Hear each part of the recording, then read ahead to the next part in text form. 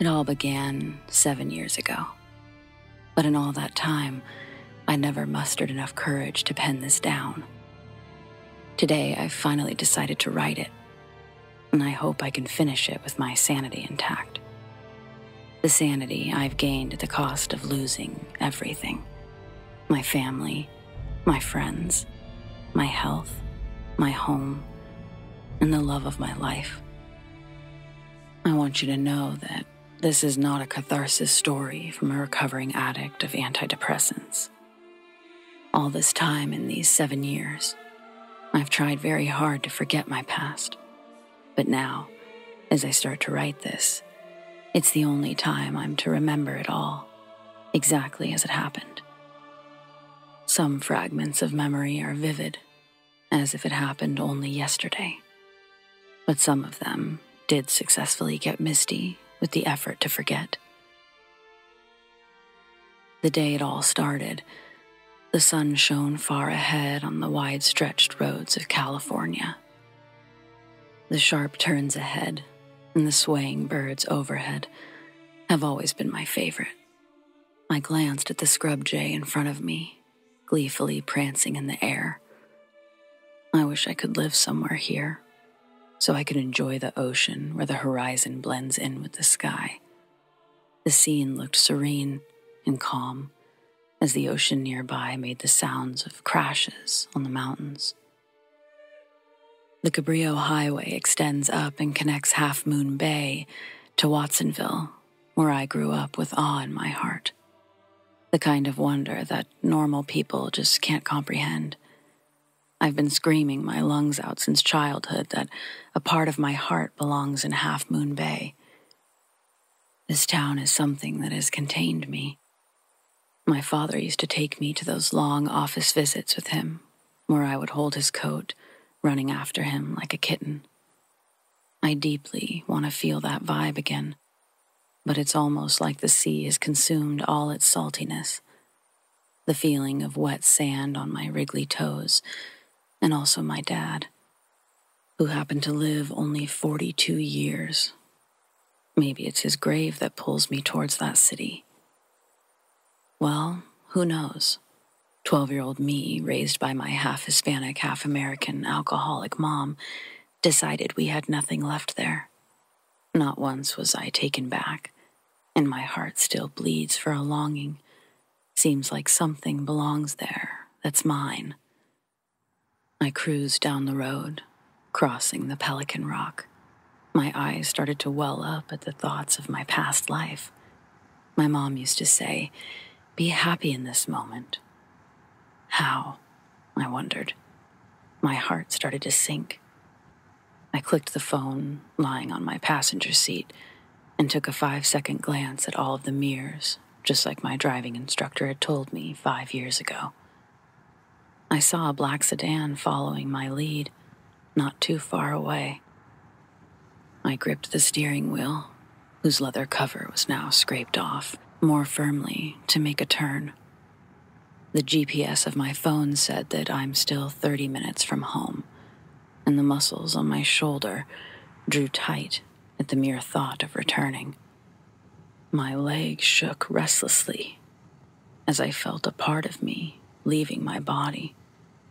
I heard someone whisper, "Charlotte." I frowned, checked the mirror again, and ignored it. The sky in front of me was now turning purple, blending in hues of cotton candy pink, like the one I used to devour as a child. "Charlotte Hathaway." A stronger, closer whisper. I looked around and checked my rearview mirror.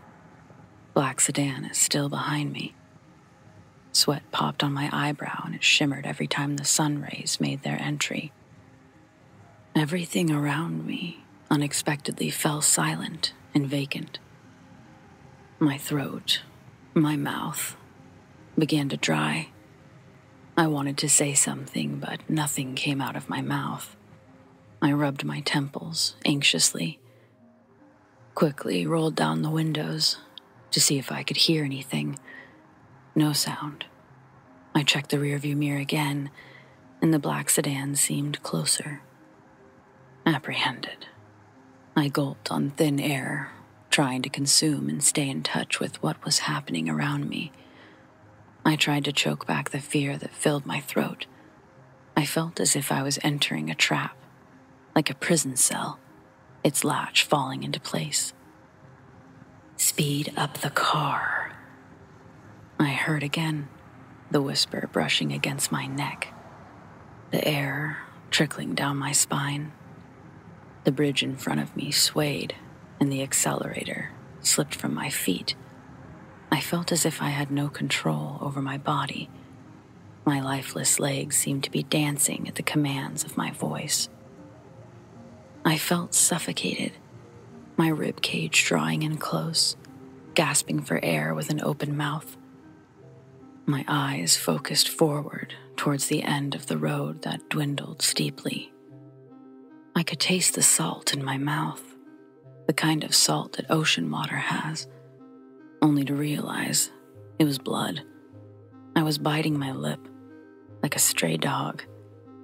I put my foot on the gas, pressing it as hard as I could. "Speed up, speed up." The voice turned deeper and grimmer. I felt it was closer than my breath. I felt my eyes turning droopy and heavy. It almost felt like a hangover, the one I'd had last Christmas. I wanted to scream, but it seemed my jaws were locked, grinding on like a mortar and pestle. My eyes shifted to the reverse camera again, trying to make sense of what the driver was doing. I couldn't process anything. My vision was blinded by what seemed like clouds. In a moment, I saw a monster truck driving in front of me towards the road. What seemed like his eyes were, in fact, lights, penetrating deep into my soul. I tried to turn away from it. "Faster, faster," the voice said. I shut my eyes tight until I finally heard a screeching sound on the road. I jolted against the back of my seat. It was too late to take control of the vehicle now. Images of my boyfriend flashed in front of my eyes as I felt something fall on me. A crushing blaze of electricity ran down my head as I felt the heat of an airbag against my sweat-soaked face. Excruciating pain, it radiated from my elbow. Darkness is what followed. I woke up to an alarming sound too close to my ear. Trying to hold on to the reality, I immediately wanted to get up.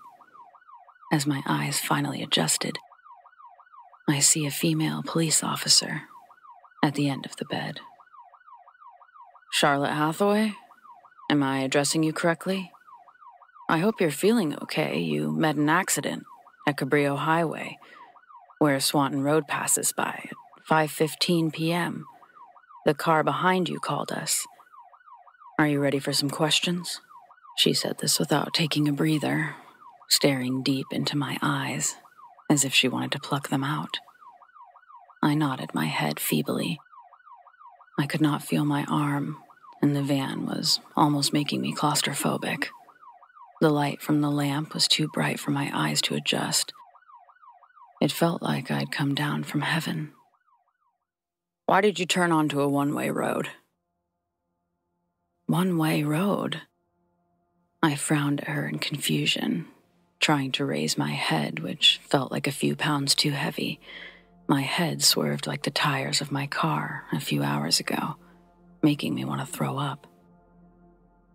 "I saw a monster truck on this road," I replied, falling back on the pillow. The bed was hard and stiff, fairly uncomfortable for someone who just had an accident. The lady scoffed in disgust. "Monster truck.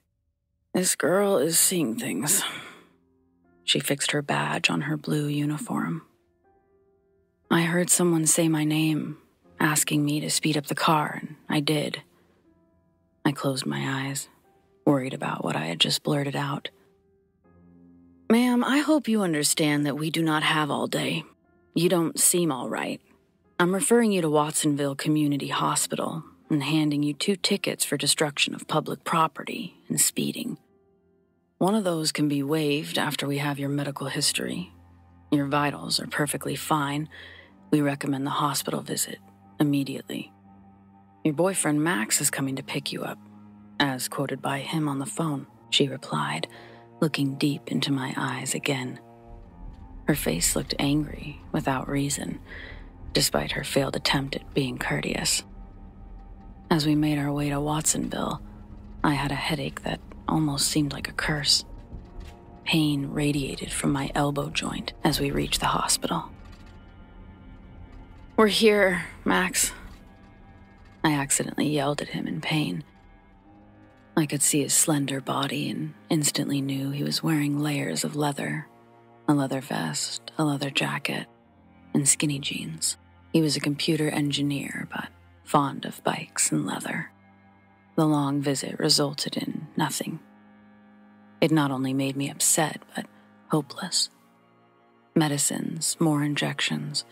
Everyone thought I was making up stories of the voices. Someone even suggested acupuncture in some small town in Shanghai, China. Most thought it was an attention stunt, which made me feel devastated. The audiologist did a thorough exam too, all the time and all that energy down the drain. I remember one of the doctors was so casual, he seemed like he was on a picnic, playing with the medical tools. "I would suggest you go to an exorcist," the doctor chuckled after he drew in during the examination. Days seemed to pass by. I would hear the voice sometimes, at the exact same time, in the middle of the night, jolting me from sleep. Max, who was the only one who seemed to believe me, would hold my hand and rub my back occasionally. On the night of Monday, a rather chilly night in November, I woke up from my sleep, choking. It was almost as though I could feel someone pressing against my throat and pushing me down. My eyes welled up and I gasped for air, but no sound again. In a few seconds, everything stopped again. I could hear the clock ticking next to my side table. Max sleeping peacefully, his chest heaving. Agitated and scared, I took a few calculated steps and turned on my laptop, bringing it closer to the blanket. A few searches on Google. One leads me to an audiologist, another one asking me to join a church. I was frustrated. I could feel my throat getting dry. An unbroken stray tear let out of my eye as I blinked it away and stared at Max. I wish I was normal, like normal people. I rested my elbow on the bed and I leaned in to kiss him. And just as I was about to push the blanket, I heard the voice brush against my collarbone. "Kill him. Press his throat." I extended my hand forward, resting it on his neck. I could feel it palpitating. The clock went silent again. Max got up. His eyes barely opened. He took my hand from his neck and kissed it. His lips creased into a smile. "Is everything okay, babe?" He replied, concerned, getting up immediately. "You know how I am with the light penetrating my eyes. Your laptop is too bright right now." He chuckled, resting the pillow behind him. "What you looking up anyway at this hour of night?" The sounds came back. I'd stopped sharing my experiences with everyone, even with Max. He had too much to take on already, let alone this. Searching about stuff didn't come down with any results, though, I replied, looking distant and ashamed of what I was just about to do. My eyes were teary and sad. I wanted to get out of this. And I was scared, thinking how I could do anything like this to Max. The best content is a little off Google. It's on the dark web. Let me help you out. He logged on to the Tor browser, changed his IP, and I lost track of the rest. I was looking on the floor, too engrossed in my thoughts. What to do, what not to do. Maybe I did need a psychiatrist or an exorcist.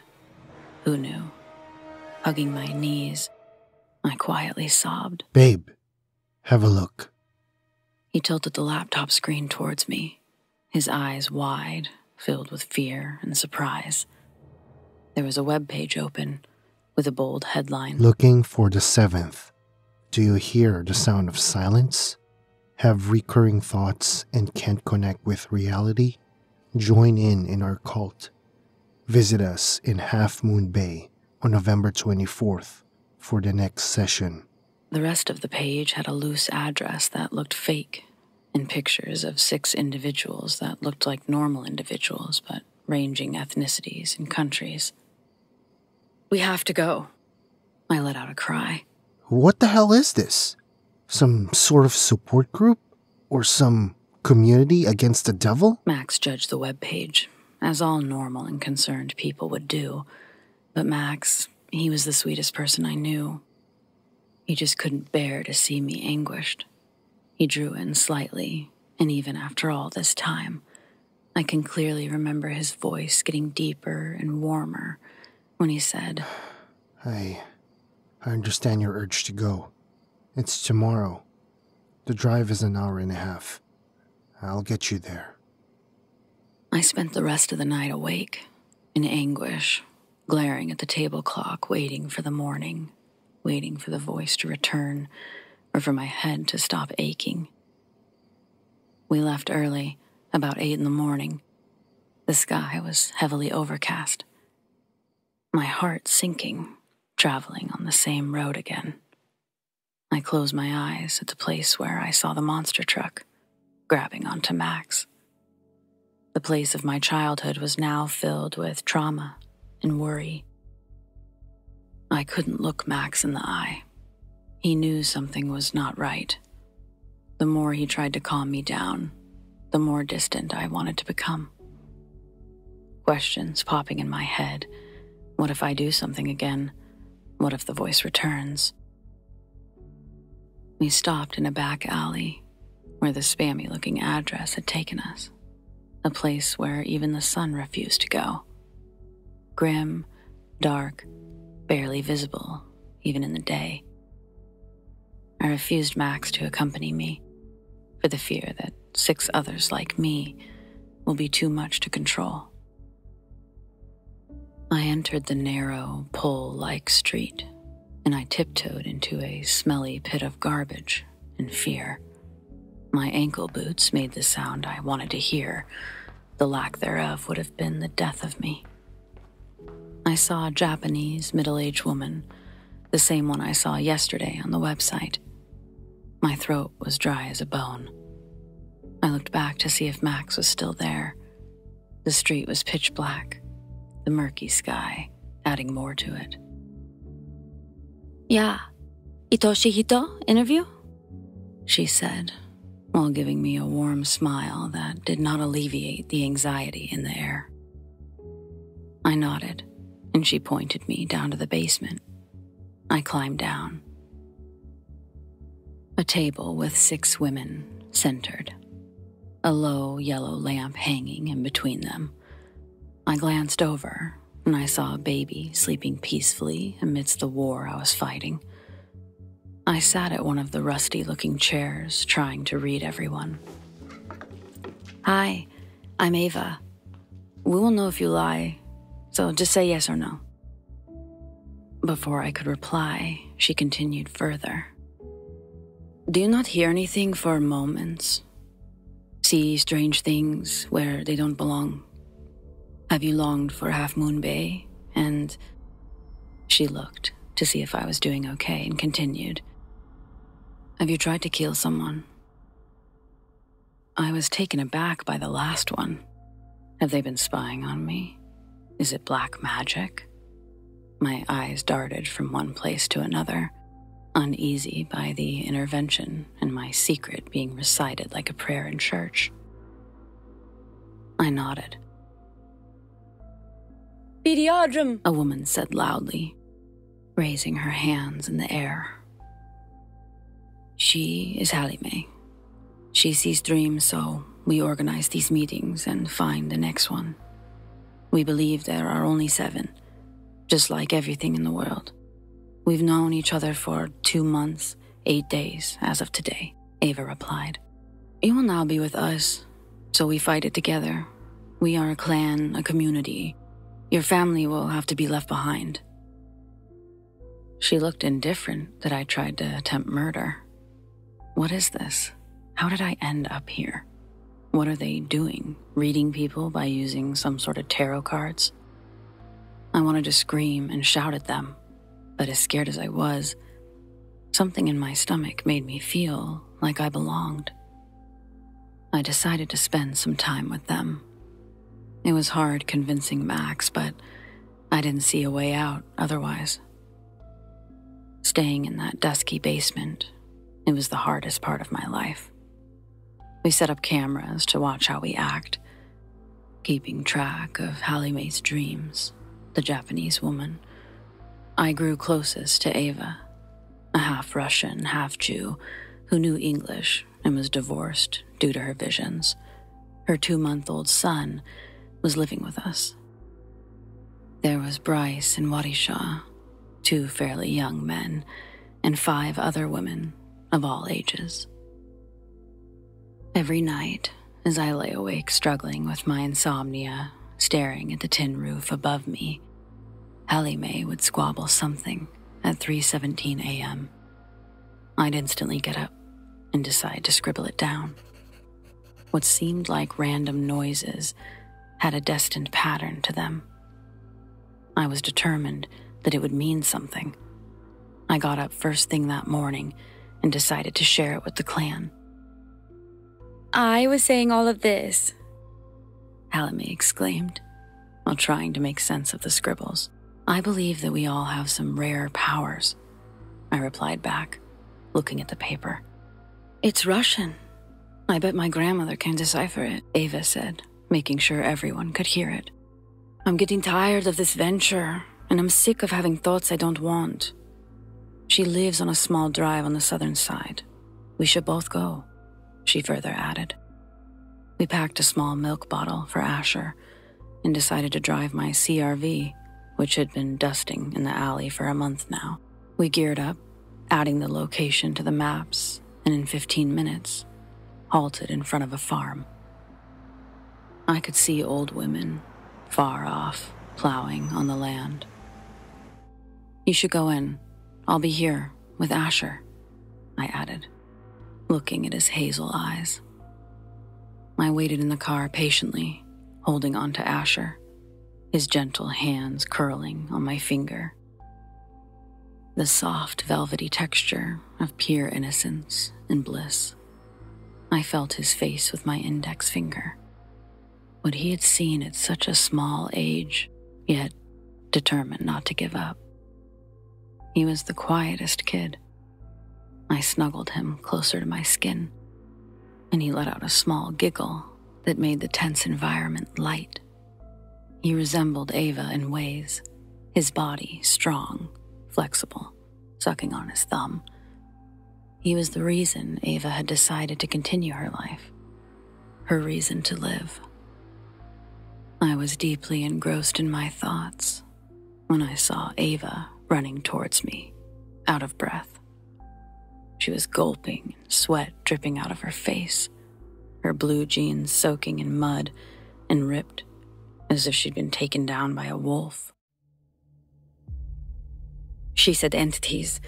The entities come after 10 million years, possesses people, makes them do things, takes control, and spreads like evil. It's sinister. If you try to search upon them, research them, they will take you over completely, she said, turning her head over and over to look behind her. Why are you so distracted? What entities? And how did Hallie Mae know about it? Breathe, Ava! I jolted her with both of my hands, trying to bring her to reality. Charlotte, drive as fast as you can.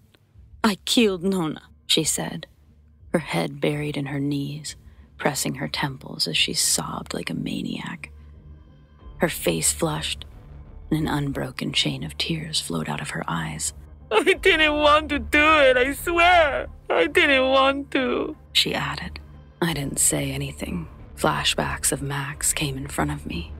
If you research about them, they'll take you over completely. This statement revolves in my head. I was frozen stiff. A shudder ran across my spine. I didn't know what to say to comfort her.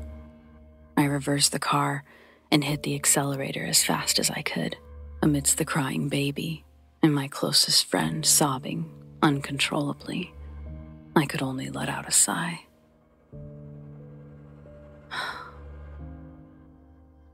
The car started to blow out some smoke.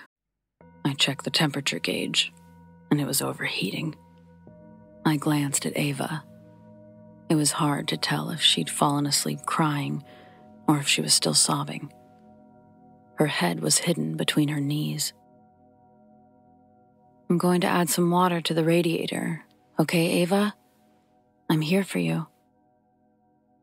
I waited for an answer, but nothing. I wanted to inform the rest as soon as possible.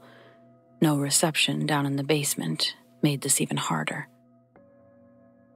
I took a bottle from the car and I stepped out, glancing over at Asher, who was now peacefully sleeping in his car seat. I added the water and hopped back in the car. As soon as I entered, I saw Ava, her hands around little Asher's neck, his eyes now filled with tears and his mouth opened for air. My reflexes slowed down. I tried to push Ava away from him, but she pushed me out of the car door, which was still ajar. Fuck! Stop! Ava! I screamed. I managed to get in the car again, but it was too late. The boy coughed and it was over. I stared at his lifeless body, which moments ago was my reason for happiness. His face was white and seemed devoid of blood. Ava jumped out of the car and screamed at the top of her lungs. Her shivering body collapsed to the ground. I wasn't sure what to do. My hands were trembling and my heart pounding out of my chest. The world seemed dizzy, more than the roller coasters here in Half Moon Bay. In an instant, I decided to run away, get in the car and run away. But she was my best friend. My only friend. I deserve to die! She screamed once again in the middle of the road. And with what happened to be a hammer in her hand, she stabbed towards herself. Once, twice. Blood oozed out of her, and she continued to scream. I ran as fast as I could, leaving behind my ride, looking back repeatedly. I saw the monster truck in front of me again. I shut my tearful eyes and ran as fast as I could. After some solid time spent on foot, I hurled myself into the basement to find 5 dead bodies lying on the ground. None of them had made it. I fumigated through my stuff quickly to find a note in the clear script. We are all possessed by the entity, trying to kill each other since day one. Run before you become one of them too. Get away from this voice. Get away from us. The longer you stay, the closer the entity gets to your soul. I don't do it purposely, I swear. You will be next to change. Run, Hallie Mae. I gasped as I read it. How could I be so naive? I went closer to her body, strangled on the ground. Trying to support each other. We never knew that we were after each other. I wondered who killed whom. But at least Hallie Mae's poor soul still tried to save me, even from herself. It's been 7 years, and after that happened, I was arrested because of my car, but no dead bodies were found, and I spent a year in jail before I was released on bail. I'd also spent a year in a mental ward. The medicines did wave off some portion of my visions. Then, I finally decided to leave the country, and now I'm starting anew in Italy, far from the troubles. I still have visions, but I take strong anti-anxiety drugs to induce purposeful forgetfulness. Screams of Ava still haunt me. I happen to remember her every day. I ghosted Max and never got back to him. He's better off.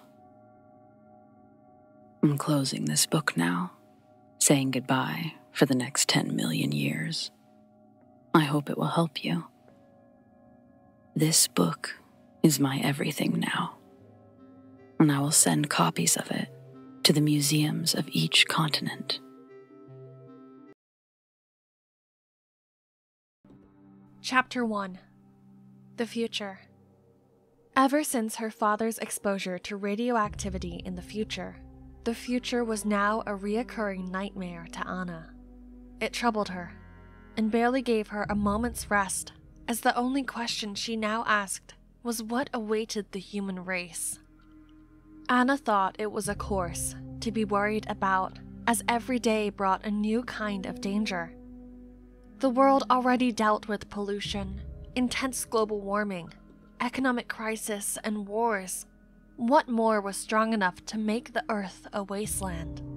There were so many ways this could all play out before her very eyes.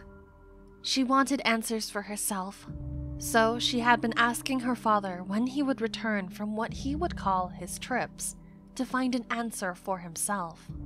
He always said that he knew little when he returned from his latest trip, only knowing that there was a great need. Her father, who was a scientist, always tried to reassure her that he'd be back before long, and that he would return with something more concrete than the last visit. At first, Anna wasn't worried. This was her father, and every scientist had his obsession. But ever since his last trip, and with how sick he was, she had him hospitalized, only to discover that he was ill from radioactivity. This had left her heart in her throat, and caused her to feel sick to her stomach, until she could no longer sit still and pace the length of the hospital corridor. As a result, every so often, when she'd been too distracted or nervous to even notice, she found herself pacing and muttering to herself instead. What made her father sick? Where did he go to? Before her father died, every time she went looking for answers, she found them buried under layers and layers of information she couldn't hope to get straight away. And each day brought some sort of danger, whether it be nuclear or nuclear weapons being released on the world. All of the world's resources could run dry at any given moment, and if they didn't, then all the people could suffer the same fate as her dad's, as if there were no tomorrow. Anna never knew her dad to do anything without reason. If he came home late or with some excuse to not be disturbed, it was obviously work-related, and she understood that. However, standing before Anna in the very room she never knew existed was a time machine. And having to learn from her father's scientists, who were now her scientists since he willed the company over to her, Anna was amazed to discover that this had been here the whole time, and it actually worked. A time machine, Anna muttered. She felt a tingle down her spine, goosebumps rising up on her arms. She took a step forward and stared intently at the machine, like it might explode or fly off into the distance with all her strength. But that didn't happen. Everything remained still. Anna wondered if maybe she'd gotten it all wrong. Her eyes glanced around the floor, but she saw nothing except the white floor tiles, which looked almost perfectly normal from her perspective. She stepped closer to it, examining it closely. The front of it was made of metal, the entire shape shaped like a square, with an oval window on its side. It appeared to be able to turn on, but she hadn't seen any buttons or levers on either of the sides. or at least none that she could see. Anna frowned and looked toward the center of the machine, where there was another window, this one slightly bigger than the others. There she could just make out 2 buttons that didn't look like they would have a purpose. Her hands moved toward the button closest to her, and she pulled it down, staring at the panel of lights that lit up immediately. Then she pressed down on the other switch and watched with fascination as the panels on both sides lit up completely, revealing letters written in black ink. Anna jumped slightly, startled at the sudden voice. Her heartbeat quickened, and she looked down at the screen, squinting at it to read. When she finally managed, she blinked, trying to process what was happening. Was her mind playing tricks on her? No way.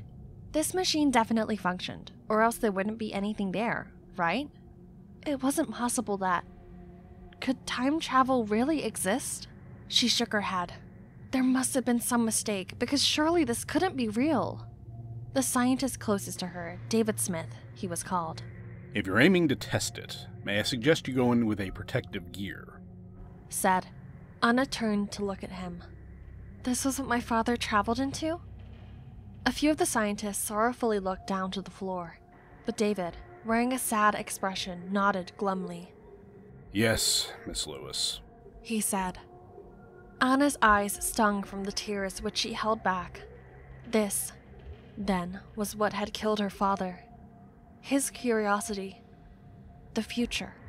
But then, he hadn't told anyone about this machine, and the scientists working with him were all sworn to secrecy, as they had even signed to not divulge any company secrets. What was he looking for? Anna asked. Answers, Miss Lewis, David said. There were inconsistencies in our world, and certain repetitions he needed to be sure of. He wanted to gather enough data to share with the world government on state of the world on the future, and there were certain things he wanted them to abolish, like nuclear weapons, and anything that could lead to a large-scale wipeout of the human race. He wanted them gone. We didn't agree with this, nor were we ready to do such a thing ourselves, so we kept quiet while he collected those things he needed for his research. However, I'm sorry, Miss Lewis, but after he finished collecting those things and sending it back to us, it was no longer safe to travel anymore. Why not? No one knows for sure. Something happened that led to the current state of affairs. You mean what happened to my father? Anna asked. Yes, David said. Anna nodded solemnly. It was all in order to prevent any accidents from occurring and create more opportunities for people to help one another during times of distress. David explained. Our research shows that these sorts of experiments can be extremely dangerous and can affect the environment drastically. You're saying the time machine may have made the environmental down there harmful as of the time he left, or when he returned? Anna asked. There's every likelihood that your father came back with traces of the future. However, we've checked the room, and it's absolutely free of all traces of radioactive matter. So it's either he was infected in the future, or... David shrugged without finishing, as if saying it would further annoy her. Anna knew what was more likely. Her father got infected in the future. What year did he go to? The year 2730, Miss Lewis. That far? Why did her father have to travel that far into a future that didn't concern him? Should he have visited one of the nearest futures instead? What was wrong with him?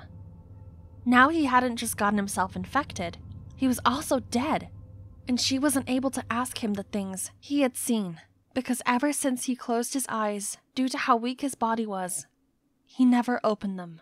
But what disaster was in the year 2730 anyway? And why did he have to go that far? Anna could feel the curiosity had driven her creeping into her. This wasn't exactly the first time she questioned her father's life choices. She began to understand where he was coming from. But was it too late to bring his memories back? Would her father's knowledge come with the knowledge that could save lives and bring humanity back together? For as long as she had lived, she remembered reading books that detailed the history of this world, especially the one he spoke of. and how it seemed as though he had been born with the ability to control time itself. She wanted to know everything she could possibly find out, no matter how terrible it seemed. Why had he gone to that specific year which had gotten him infected with radiation? What really was in the year 2730? War? Genocide? Did someone really start a war and kill millions of innocent people? How could he say it was alright? That he wanted to prevent it from all starting? Anna didn't want to believe him, but the science she was studying said that it was true. Even if it meant risking everything to stop something that seemed to be inevitable at best. He was going through the effort of finding something to protect the future she didn't understand. And if Anna learned everything from her father's travels, it will always be cautious. Whatever he was doing, whatever dangers were lurking at the end of his path, he wanted the world to know about it. By keeping this machine, he was ensuring the safety of the future that didn't involve him. And now, to get an accurate report, she would have to retrace his steps back to the year 2730 to see what he was too sick to put down. "You said it wasn't safe to travel?" Anna said. "Yes, Miss Lewis," David said. "Well, I believe there are gears that one can use to prevent oneself from radiation. Surely we have that." "Yes, we do. What are you trying to attempt, Miss Lewis?" Anna turned to face the machine. "Time travel, obviously. I need to see what my father saw." She turned to look at David. "I need to know so that I can warn them of what the future holds. Perhaps that path can be changed." "It's human nature, Miss Lewis. Sooner or later, they would want to destroy themselves."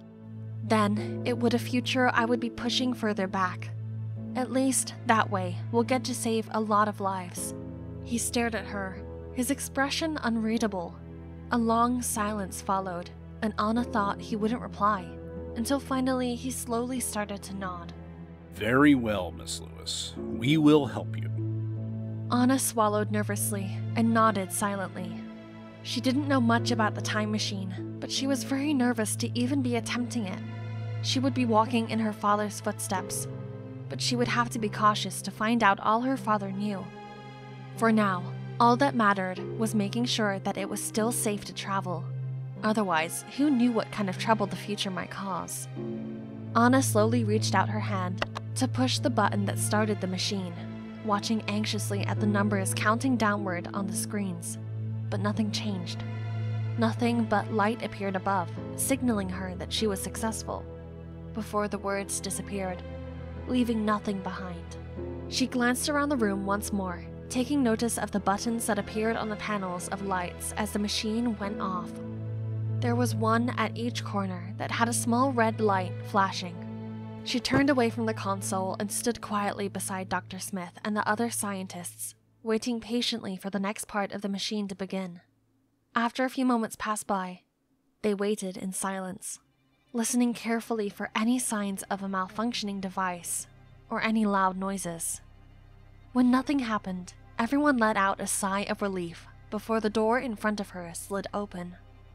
Two groups of scientists walk up to Anna with a silver anti-radioactive suit. They helped her into it, then strapped various gadgets onto her person. They then pressed buttons and connected various wires attached to her suit. Then they stepped back, looking pleased with their work. Anna stepped into the time machine. David walked up to her. "Are you really sure of this, Miss Lewis?" Anna showed him her thumb. "We've upgraded the helmet so that it can be able to record and bring back all that you see." David added. "Now I'll close the door and input the year 2730. We will see all that you see when you return. Do not take off your protective gear." Roger that. David closed the doors of the time machine. He moved the control panel and entered the year 2730. Seconds later, the time machine lit up bright blue before beginning to hum loudly as its engines began to whir. "The machine is programmed to bring you back when you push the green button on your suit," David said. "And that button, Miss Lewis, will take you to the year 2730. Anna nodded and pushed the button.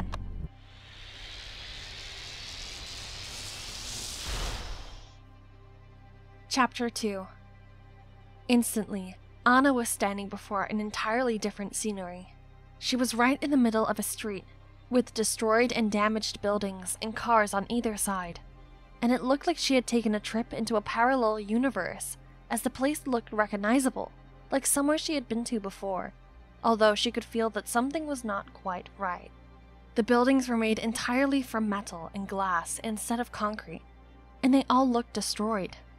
The sun wasn't shining, as there was dark polluted clouds covered the sky. Everything around her felt cold and lifeless, with not a single person visible in sight. Even the streets appeared to be empty, devoid of any human life but her own. However, what was even more peculiar than the fact that they were inside another world was the fact that it seemed like the entire world had ended at least a few decades ago. What happened? She gasped out, looking around in wonderment. The only sound was her own voice. There wasn't so much as a peep from the dead world around her. No grasses, or if there were, they were dead. No trees, no sign of anything alive. It was a gray world without a color of life. No colors, nothing, just black, gray, and gray in every direction. It really gave her goosebumps. It was as though everyone else was gone. No one else here, at least. Anna realized it immediately. This was the future, the year 2730. Although Anna felt the comfort of her suit that provided her with air and made her feel safe from the radioactive environment, she couldn't help but feel dread as she felt like the only living thing in this environment. Anna looked around and saw nothing except a tornado in the distance. The destroyed buildings watched her, but didn't make a single noise. The entire world stood still as though nothing would ever happen, and almost silently, like an audience waiting for her to make the first move. But the whole world had come to an end, or at least it was the picture it painted. As she walked deeper into the ruined city, she saw stagnant water with the bones of submerged inside. By the side was a black, obviously polluted river flowing, and Anna couldn't help but gulp when the sight of bones of a giant shark being pushed by the river caused her to jump back and fall onto her butt. There were no plants or flowers or grass to be found anywhere. All there was were buildings and ruins. Nothing was left behind, not a single person. But something was wrong. It looked as though the whole planet was deserted, as though everything had died. Just as suddenly as it began, the storm stopped in its tracks. All that remained after this massive attack was silence. It was so quiet that you could hear your own heart beating inside your chest.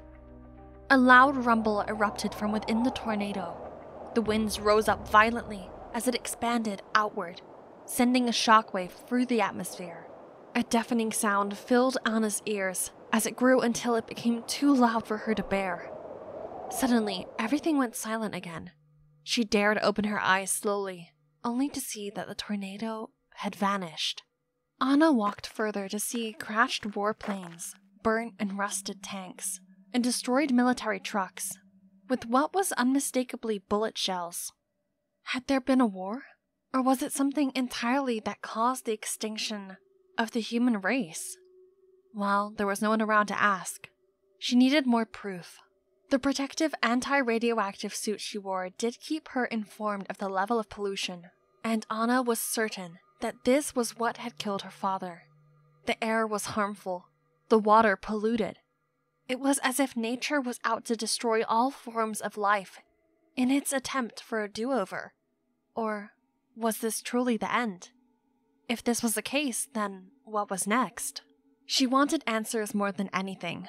She needed someone who knew how the world worked. She needed someone to tell her what had just occurred. She needed to know if anyone could find a way to stop it, and maybe help survivors survive. So many questions swarmed her head, but Anna tried to remain calm. At least, that's what her parents taught her to do. Stay calm, even though you can hardly breathe. So she tried. She really did. She took deep breaths, in through the nose and out through the mouth, and repeated this action for several minutes until her breathing calmed down enough that she knew she could actually walk forward to explore the wreckage. When she leaves here and returns to the present, what would she say to the world to have them believe she just saw the future? For this, she knew wasn't enough. She needed something, anything she could go back with to convince them that the very weapons and techs they thought kept them safe were vessels that would help hasten the end. They would need proof of all of this. Maybe in the distant future, when things were better, she could try to convince people to trust technology instead of violence. Maybe she should write about this in a book, because maybe it could help them understand that these technologies aren't as evil as they're made out to be. Maybe if she could show them the truth, maybe they'd realize that the world is a good place now. If only she could talk to her father. But that was impossible. He was deaf.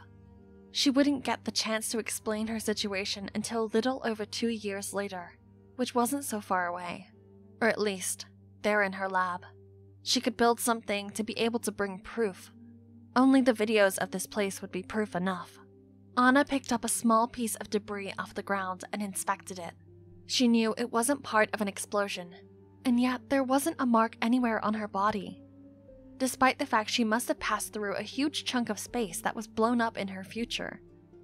Anna put the fragment in her pocket and continued to look around herself. The rubble looked old and some parts of it were covered with rust. As Anna continued with her inspections of the future Earth's ruin, she came across a strange metal object buried in the mud. She kneeled to pick it up. It looked like a gun. A futuristic gun. It had several tubes attached to it, including 2 that ran from the barrel, and they were sticking out of the gun as they extended downwards and connected to a large battery. It also reminded Anna vaguely of one of the guns she used to play with when she was younger. She could remember playing games with her cousins that involved shooting bullets. She wondered what these weapons were capable of, and what exactly was going on here. She held the gun and turned towards another object. It was an enormous machine with lots of buttons and dials. It was in front of an array of switches that could be pulled at will. Her curiosity got the best of her. She quickly flipped one of the switches on the control panel. A green light flashed. Anna pressed another switch, and once again, the light turned red, meaning that the machine was running, and she pressed another button. After that, she did what she wanted to do, pressing every single lever she could find. It was incredibly frustrating trying to figure out which switch did what. She had no idea how she could pull this lever so fast and not cause it to explode and kill her. Finally, she grabbed the next lever and pulled. There was a bright flash of blue light, and then she heard the sound of a heavy metal door opening. Her eyes widened, and she quickly threw the lever upwards. The door closed and locked itself again. The light from outside got weaker, but there wasn't even a single window. Anna felt completely lost without any indication of what was going on anymore. She let out a frustrated sigh and sat on the floor, leaning against the machine. How long had she already spent walking through this world? For a brief moment, Anna felt scared. What if she couldn't go back home? It was the same feeling when she woke up from another nightmare. Fear crept up from deep within her and froze her body. She looked at the green button on her suit that was supposed to ensure her return. They had assured her that it would bring her back to the present. I'm done seeing all I need to see, Anna wondered. Deciding to walk a bit further, Anna noticed a strange skull and walked up to it. What was this? Or what sort of creature was this? She analyzed it with the data of the suit, and it did know what it was. Some type of reptile. Something caught her eye from behind the skull. It was a manhole cover, and as she approached closer to it, she realized that there was something odd about it. It was broken. No, not broken. More like shattered into pieces. I wonder, said Anna to herself quietly, as she crouched down and studied it more closely. Something had to have happened here. Something catastrophic enough for this to be the result. But what? Did he do this? Anna asked the empty room. Or did we? She reached her hand down towards the bottom of the hole. There wasn't anything, just dirt and trash. She dug a few inches and found a bunch of small objects, mostly rocks, but also bits of glass and some other things. but none of them were recognizable enough to tell her what they might have been used for. Anna saw strange materials and things that looked like they had been carved in. Curious, she bent down and examined them a bit more closely. Then, her eyes bulged out of their sockets, and her jaw dropped. It didn't take her long to recognize what those were. These weren't rocks, but bones. Hundreds of bones. Thousands of them. And these bones looked as though they had been ripped straight out of someone's corpse. She could feel her hands beginning to shake. What is this? Who are these people? These skeletons were scattered along the ground, like the remains of a bomb blast. But that was absurd. How could a bomb that powerful have gone off so easily? And who were these people? Why was there a crater in the middle of the town? Why did they all die? Her eyes started to tear up. Was there an explanation for all of this? Were these people responsible for wiping out millions of lives? This was all too much. She was overwhelmed. Everything she had seen so far seemed too unreal, too surrealistic. Then, why couldn't she forget it all and move on? Why did she keep seeing dead people everywhere? Wasn't this world enough? Was it all just a dream? Suddenly, her vision blurred as something wet ran down her face. Anna looked up to see that it was raining. Only, it wasn't normal rain. There was a soot and oil patch on the water that now formed on the ground due to the rain. It rained hard, not light sprinkles, but thick, heavy drops. She didn't want to move from this spot. A wave of fear rushed through Anna's system. As if that wasn't bad enough, her eyes stung. She tried to blink away the pain before it got worse, but her eyelids refused to obey. So she stared back down at the bones. These were human bones. No doubt about that. This wasn't just some random massacre. These are probably people who had come here to search for food, shelter, medicine, and the likes. Yet their bodies were mangled beyond recognition. Like they'd just been torn apart with nothing but their clothes left behind. Anna shuddered and forced herself to look up. She had a job to do, and she didn't want to think about that right now.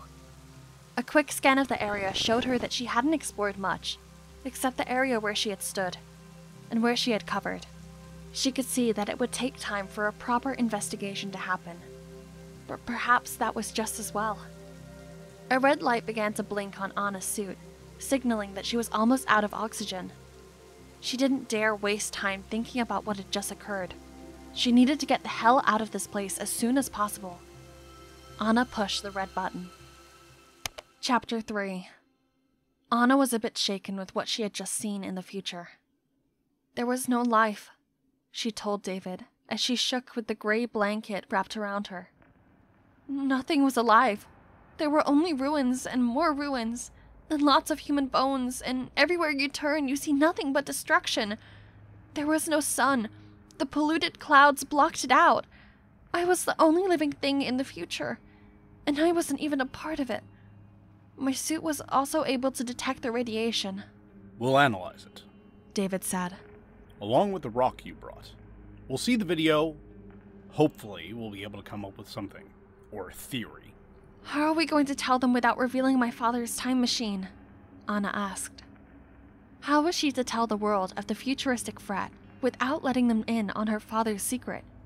Her father had died without letting anyone except her and those who worked closely with him know about the time machine. To be fair, she had only gotten to know about the machine today. It was most likely a clear sign that he wouldn't want her to reveal it to the world, as it could be the result of a new kind of conflict, as many may war to want to know what was in store for the future. She wanted to save the entire human race from extinction, but she didn't know how to do that. What would they think if they knew what awaited them in the future? She didn't understand. Why there wouldn't be any signs? Maybe they weren't ready yet. Maybe she would wait until things got settled first before bringing them news of this strange world. Anna looked at the machine. Seems the only way to have them believe is to show them, David said. But as to if your father wanted people to know, I don't know. I believe he saw into other years, but the year 2730 held so much interest for him because he visited it more than once. Only at first, he never stayed for long. The video I captured won't be enough, Anna said. The rock won't do much either. She took another look at the time machine. Let me try one last experiment, she said. If anything will work, maybe this. What do you have in mind? David asked. Anna sighed. Honestly, I don't know, but I should think up something, I guess. And soon. The death and destruction I saw, I'm sure it can be prevented. Actually, it cannot. One of the scientists named Len said. The strange call you recorded with your helmet, that's alien. Unless it was created. We checked the date. It dated back to the years 2700. Means whatever did unfold started long before 2730. Anna blinked. Wait, really? You sure about that? Len nodded. Anna couldn't help but stare incredulously at the time machine. And she hadn't been able to note that. What else did you notice? Anna asked. From the study of the skull structure, it was a predator. Len said. I have to get back in there. We need to know what we're dealing with, Anna said, looking at David. Agreed. David said. Only I feel it would be best if you don't go alone this time. Anna bit her lip. Okay, what do you suggest? We need someone else to monitor the area while we investigate and record everything that happens. David said. You say it yourself, the rocks were the only evidence you managed to find. She frowned thoughtfully. She hated the idea of someone else being involved in what had happened to this world. Especially since she suspected this might be something important for humanity's survival. It still bothered her that this was happening. Then, she remembered how scared and lost she had felt when she faced all of that destruction. She shuddered involuntarily. No, she needed to focus on her mission now. If she let herself be distracted by anything else, her research could fall through. Len looked up. Excuse me? Miss Lewis, I'm sorry. It seems the predator came from future. Anna asked. Just then, the time machine began to whir, and they all stood. What's happening? Anna took a step back. Something is coming, David said.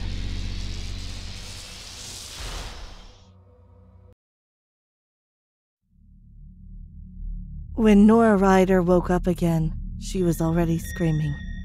Every inch of her body felt like it had caught on fire, and she wasn't in control of her trembling limbs. After one excruciating second too long, the attack ceased, and all that was left was a dull ache in all her muscles. When she finally managed to take a gasping breath for air and her eyes fluttered open, she begrudgingly remembered her current circumstances. She was strapped to an examination chair, akin to one from her nightmares as a child, scared of the dentist.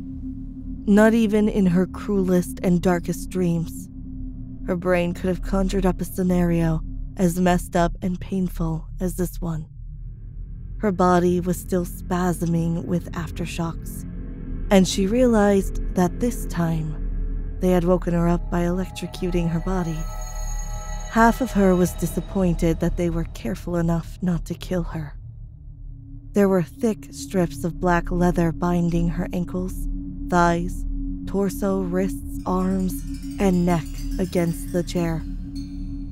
Many different points of her body were sore or still bleeding because of the tests they were running on her. The small laboratory she was trapped in was unfamiliar and chilling. A square room filled with unknown machines and shelves carrying indescribable objects. Nothing she had ever seen in her life. The last piece of the puzzle was the two monsters keeping her company, watching over her, torturing her within an inch of her life. They told her their names at some point, and they looked as human as she did. But there was no other way to describe them than absolute monsters.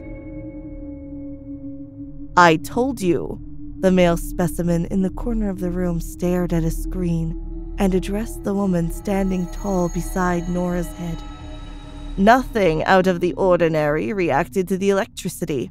She's not an android of any kind we know. She seems to be entirely organic matter, boss. Frighteningly close to, our own species." The female counterpart looked down at Nora with a thoughtful frown on her face. She placed her hand on Nora's face with a gentleness that was so out of place, coming from the unrepentant monster that had put her through hell. "Such a shame," that woman said. "I would be glad if they made androids this pretty." Nora did her best to sharply turn her head away. Her hasty movement startled the woman momentarily, but in the end all Nora earned was that the woman slapped her and gripped her face much rougher this time. "What are you?" the woman barked at Nora, who grinned proudly at seeing her losing her composure.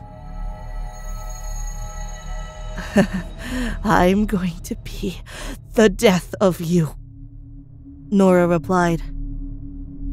"I'll kill you, enjoy every minute of it, and take your corpse from Mars back to Earth to hang you on my bedroom wall." In the blink of an eye, the woman slapped Nora's face again. But then she pressed her hand tightly over Nora's mouth and nose, keeping her from breathing. Nora tried to act unbothered for as long as possible, but it was difficult to keep calm with every passing second she was incapable of breathing. "I'm going to figure out what kind of creature you are," the woman promised. "You're not human. You'll never convince me. Let's see if this inspires you to tell the truth. Do you have a backup source of oxygen? Is there a second set of lungs you're hiding from our scans? Tell me what you are. Tell me the truth." "I'll prepare another injection that might uncover anything well hidden in the body," the man spoke up again from somewhere in the corner. "It's going to burn like hell, but her reaction will count as important data on its own, right?" That was the last thing Nora heard before she lost consciousness once again. 4 hours ago. Back then, there was absolutely no space in their hearts and minds for fear, pain, or anything other than utmost joy. They made it. The mission was a success. Nora Ryder and Nicholas Torres were the first astronauts to walk on Mars. They put the utmost care and precision into their safe landing on the surface of the planet. And then they started to let loose. They cheered and celebrated loudly among them and did their best to communicate with the base on Earth. They scrambled toward the exit, got ready in a frenzy, and finally, they took their first steps on Mars. It was an overwhelming feeling, like dreams coming true and reality expanding beyond the limits of imagination. They completed the official procedures, and then they agreed to enjoy themselves a little. Nora and Nicholas were old friends, maybe not the best or closest of friends, but they trained together for years. And this accomplishment for humanity also felt like an intimate joke between friends. They temporarily turned off their comms with the home base, and they strolled around the surface of Mars like their specialized suits were a natural part of their bodies, keeping them safe, breathing and walking almost as easily as if they were on Earth. What other pair of colleagues in the history of the human race could boast of having laughed, danced, and frolicked around on the surface of Mars? How could they have expected things to get so out of hand, so dark and dangerous in the blink of an eye? It started with an awful sound. The kind that's so loud and irritating that it ignites a full body reaction, a spark of anxiety, a grimace from head to toe as you try to squirm away from the pain. But it's impossible. The source of the problem is shoved right in your ear. It was the most jarring sound they had ever heard. It was an aggressive, shrill, endless sound, similar to the static on a broken television, but heightened by 1,000. As they were connected to every electronic device on their home planet, and each and every one of them malfunctioned at once. Both astronauts fell to their knees on the dusty red surface of Mars and started screaming, begging the unbearable sound to cease. Their yells only made things worse for both of them, who could hear each other on top of the grating noise, as if it came directly from their heads. For a brief moment, Nora entertained the thought of giving in, pulling off her helmet, succumbing to the pain, and letting herself die before the noise could split her skull in half. She didn't know that it was barely the beginning of a long chain of painful experiences that would test her resistance beyond imagination. Blindly, she fumbled with the controls embedded in her suit, and she successfully disconnected the communication channel between their suit and the ship. They would have to get back inside the ship to be able to turn it back on, and that's assuming nothing horrible will have happened to them beforehand. What the hell was that? Was the first thing that Nicholas said to Nora, and she thought that despite everything, it was a relief to hear his voice, regardless of how utterly distressed he sounded. I have no idea, she replied breathlessly. It has to be some kind of interference? An unaccounted signal reacting against ours. Her partner laughed bitterly and asked her, you think the little robots, the automatic explorers, just, I don't know, started screaming? Nora shook her head and thought about it for a minute. Something must have malfunctioned. Something. Anything, she said. She stood up and did her best to dust off the knees of her suit. Let's get back to the ship and try to figure it out and fix it, Nora decided. It could have been just her being paranoid, or maybe her instincts kicking in. Perhaps disconnecting one of the communication channels heightened the audio reception of their surroundings, and she heard a strange noise. Footsteps approaching. Regardless of what exactly it was, and in spite of her own decision, Nora didn't move from her spot. Nicholas started walking away, and only stopped after a few feet, when he realized she wasn't following him. He started calling out her name again Nora. and again, with increasing Nora. worry at seeing her paralyzed on the Nora. spot. Nora! But she couldn't pay attention to Nora. him at the moment. She was incapable of focusing on anything but that feeling of being observed, that faint, distant sound that was so unexpected, so impossible, so vague that it felt almost like a dream. But as soon as Nicholas started walking back toward her to check on Nora, they heard it. A voice. A human voice. A person talking to them. A stranger on Mars' surface with them. It was unbelievable. But the voice left little room for questioning its existence. Hands up! Don't move! It was the voice of a woman, and yet Nora's brain was just incapable of processing any possible explanation of how there could be another woman currently standing on the entire planet. She didn't listen to the instructions. She couldn't. Slowly but surely, she started turning around. "I said do not move! Hands up now!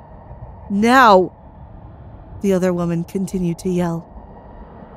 Underneath the yells and the frightened beat of Nora's heart, she could hear her dear friend mumbling again and again. Nora, what's going on? Nora, what's this? Nora, who are they? Nora." But Nora had no answers.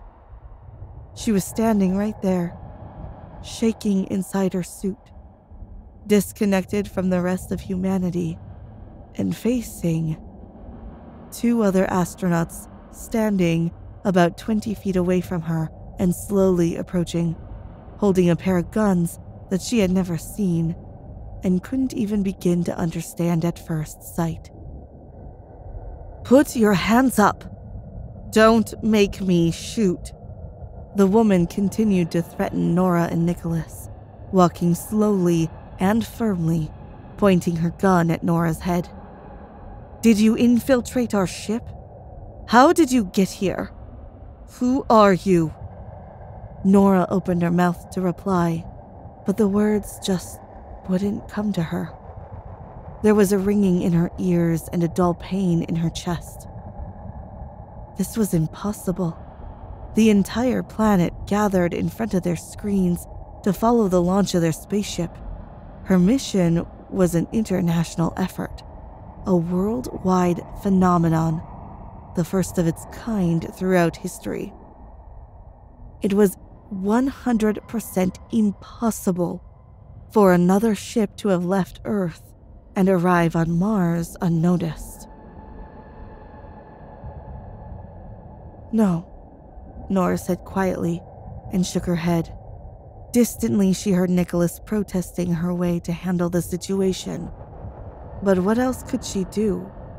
Nora raised her voice and asked firmly, as confident as if she were also holding a gun. "No.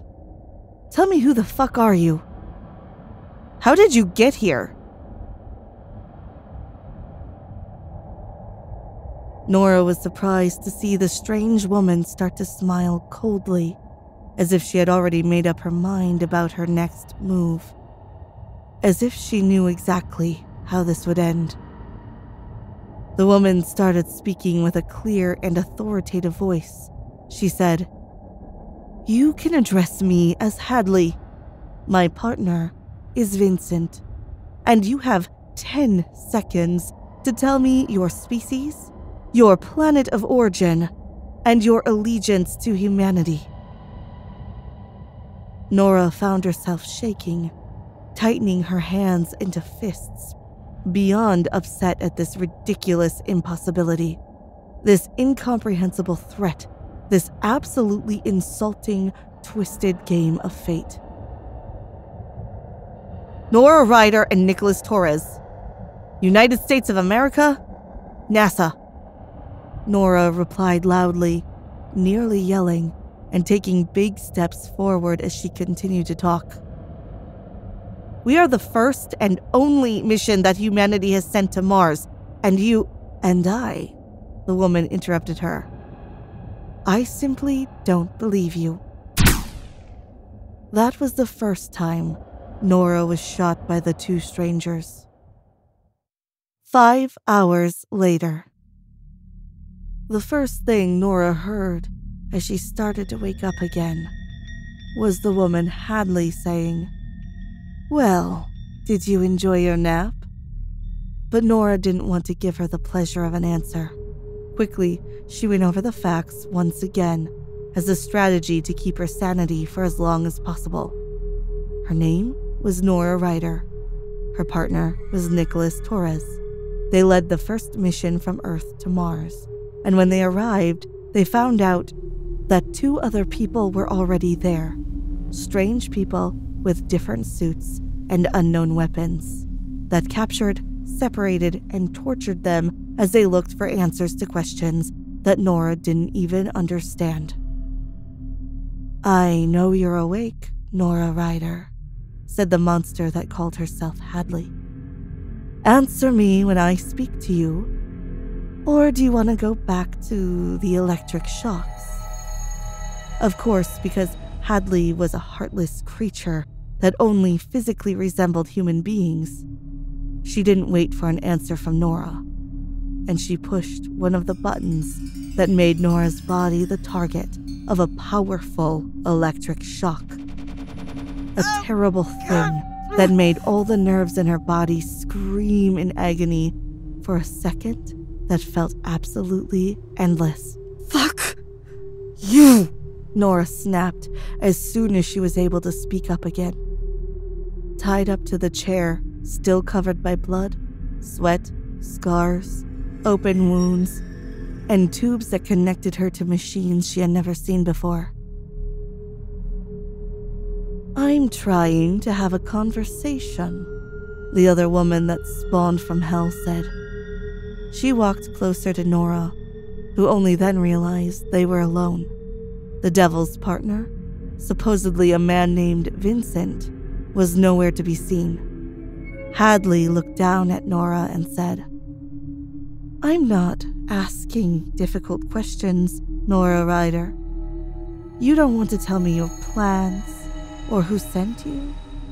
Fine, we'll get to it later.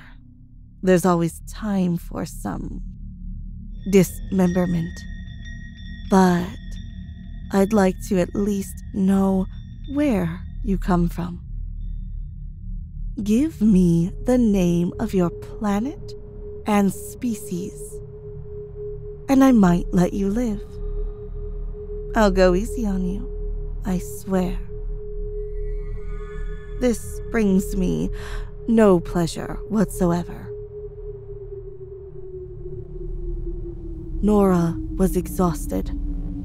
This experience drained her physically, obviously, but she was also demanding a lot from her brain, trying to make sense of everything. There was no way someone could go this far for an elaborate joke. No, these strangers talked about different planets and species as if it were a completely normal subject. Even worse, they were convinced that Nora and Nicholas weren't humans. Even if Nora firmly believed it was the other way around.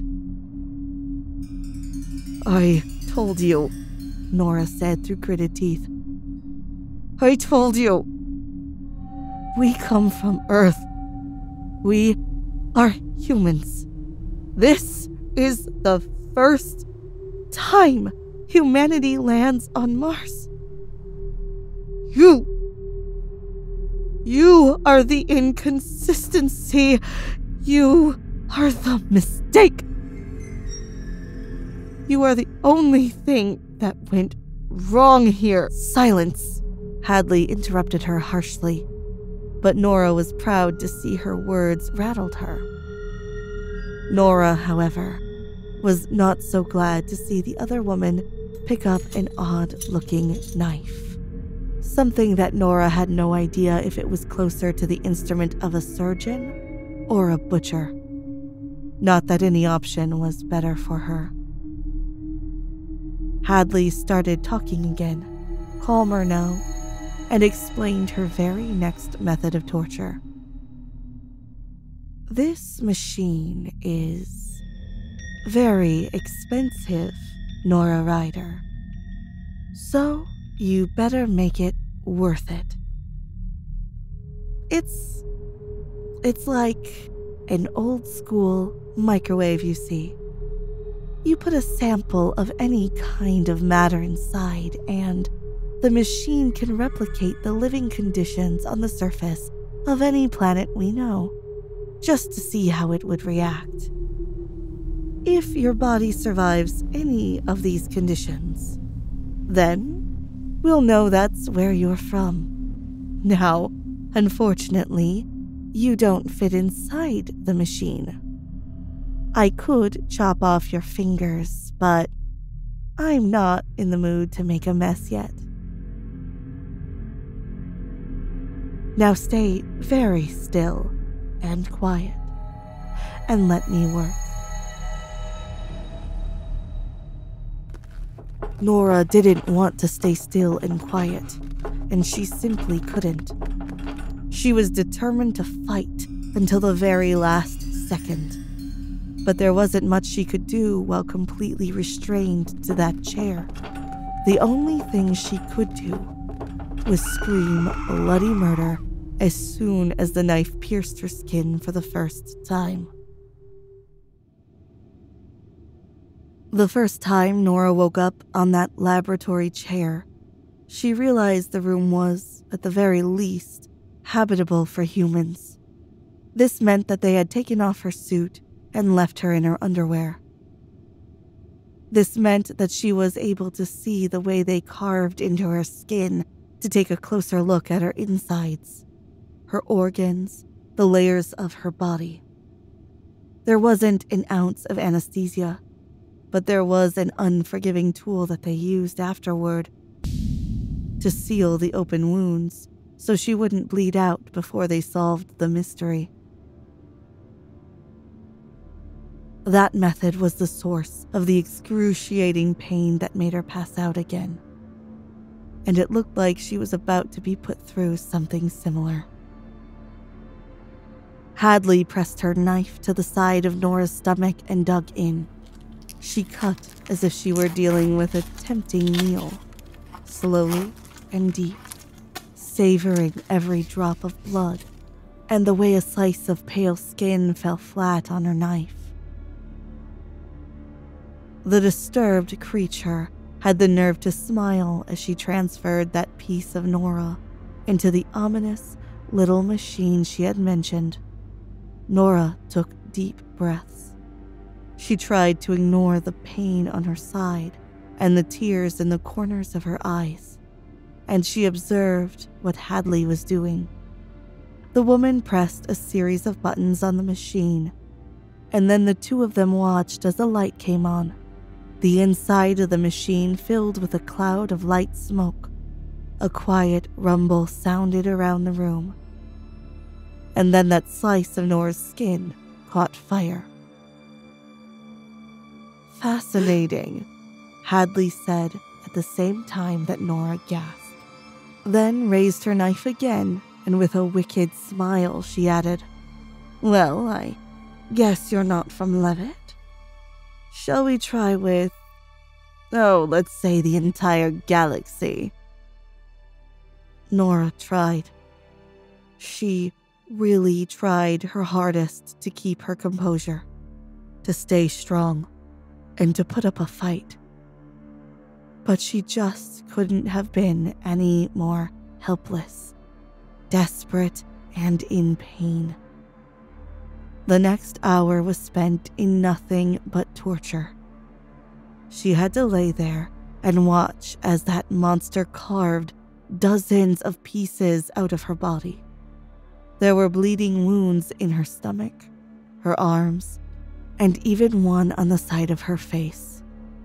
Every little bloody sample was deposited in that strange machine that imitated extraordinary atmospheres. And then the two of them watched as those pieces of Nora caught fire, melted, boiled over, disintegrated, and on one occasion, exploded. At first, while Nora sobbed and screamed, Hadley appeared to be delighted. That heartless woman was overconfident, vicious, and determined to prove that Nora was lying. However, because all her little experiments and torture mechanisms were failing, her enthusiasm started to shrivel and die. Eventually, she was so frustrated that after stabbing Nora one last time, she simply threw her knife at the wall and exclaimed, "This is useless. You don't really belong to any other species we know." "I told you," Nora said, putting as much venom as she could into her frail and exhausted voice. "I'm as human as you are, bitch." "Impossible," the other woman snapped at her. "I would know if they had sent another ship to Mars."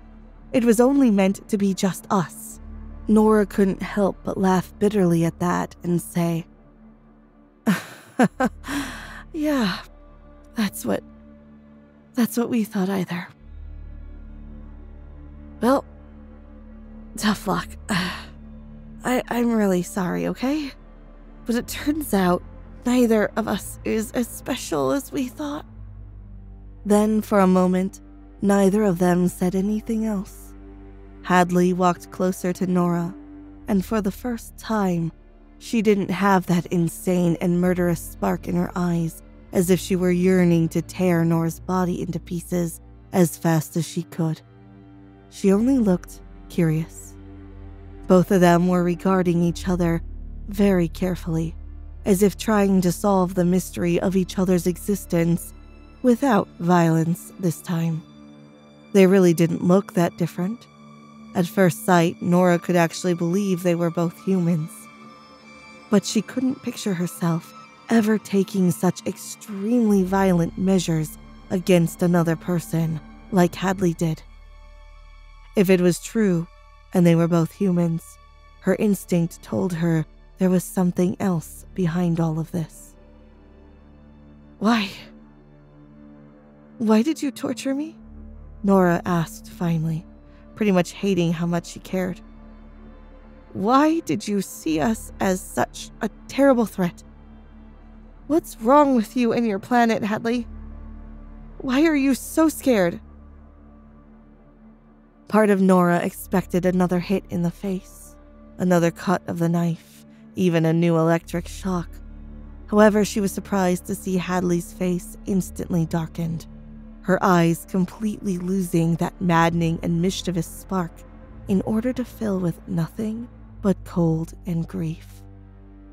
Slowly, and maybe still enjoying some of the pain it caused Nora, she used a different tool to seal closed the cuts all over Nora's body. As she worked, she leaned in closer to Nora, and her voice was grave. So heartbroken that Nora had no doubt Hadley was telling the truth. She had seen horrors even worse than what she had inflicted upon Nora. And she was fucking terrified. Because we are at war, Hadley confessed, her voice shaking. The room felt colder, and the entire universe just felt suffocating. This wasn't an exploratory mission like yours, Nora Ryder. The planet Earth I know is being attacked, and we are looking for somewhere to escape. Humanity is getting exterminated. Those devils hunting us can shapeshift, and I was convinced you were one of them. Much to Nora's utter surprise, as soon as her wounds were closed, Hadley started to undo some of the leather straps holding her to the strange chair. The cuts were all ugly scars now, and they burned like hell, but at least the bleeding stopped. She sighed, relieved, and asked, What finally convinced you that I'm human like you? Hadley thought about it for a second, and she even smiled when she replied. You showed empathy. It's a telltale sign. They could look and act like you for so long, but they've never successfully imitated human empathy. She paused, and Nora took a moment to relish in the newfound freedom that allowed her to move her head. She couldn't ignore the boiling hatred in her heart. Just like Hadley still looked at her with distrust in her green eyes. But at least it seemed like they had found some sort of common ground, a moment of peace. They were more relaxed than they had been since they crossed each other's paths for the first time, so Nora listened intently to Hadley's next words. Nora Ryder, if both of us are telling the truth, if we are both humans and we come from planet Earth, and there was no way other people could have arrived at the same time as us, do you understand what this means? Do you understand that this means there's a severe incongruence with time and space? I'm thinking about time traveling, but I could entertain an alternate dimension theory. The point is, if we can figure out how and why it is possible that we coincided here, and if your own planet could help us with the war. Right then, the two women were interrupted. The door to that strange little lab was thrown open, and both of them were deeply startled by a lifeless body getting thrown over and dropping to the floor. Hadley's mission partner walked in then, looking disheveled and angry. "Mystery solved," he said. "The man was an imposter, but he's been effectively neutralized." The man called Vincent wasn't even done speaking when Hadley quickly grabbed a brand new knife and pressed it tightly against Nora's throat. It was a testament to how much Hadley had started to believe Nora that she didn't immediately kill her. She hesitated just a second, enough for Nora to desperately exclaim, "Wait! Don't! That's not Nicholas's body. I've never seen that man before." Hadley and Vincent, that murderous duo, frowned at her, and the man even laughed. "What do you mean?" he asked Nora. "This is literally the man that we captured along with you. There's nobody else on the entire planet. Hadley, she's one of them too. She's a monster. You have to kill her." They were both staring at Nora with vicious, angry, and inevitably scared eyes. She couldn't bear it. The knife in the other woman's hand was pressing dangerously against her throat. When she spoke, her voice was shaking badly, but she hoped that the conviction in her words was still noticeable. Nora closed her eyes tightly and launched herself into a rant that she hoped could save her life. She said, That's not Nicholas. That's just not him. I know my friend, okay? I worked with him for years. I know he was shorter. I always teased him for being shorter than me. I know he was pale and got sunburnt with hilarious ease. I know that he wasn't blonde. His hair was almost pitch black, and we joked about him dyeing it in secret. He was a good student, obnoxiously patient with his work, socially awkward but generally liked by all. We were a team. I loved him like an old friend. He never did anything wrong. His only fault, his only flaw, it was his lack of... Suddenly, Nora couldn't stop talking. Her captors were staring at her curiously, and the pressure of Hadley's knife on her neck eased a little for her to gulp nervously. And then in a whisper, she said, "His only flaw was his lack of human empathy." In the blink of an eye, Hadley and Vincent brought all their attention back to the lifeless body on the floor. Hadley stepped forward slowly. She tightened her grip on her knife, and she crouched down on the floor beside the body. Then she proceeded to slam the knife deep into the neck of that unrecognizable man. She started to move it downward, along the length of the body. She was relentless. The knife was unlike anything Nora had seen. And still, no human body would have been able to do that. The body split open for Hadley. The blood started to pour. But when she stopped at the stomach everything started to change. Nora craned her neck to get a good view, and she almost regretted it.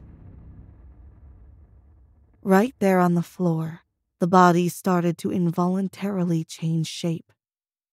It was at first like staring at a hologram.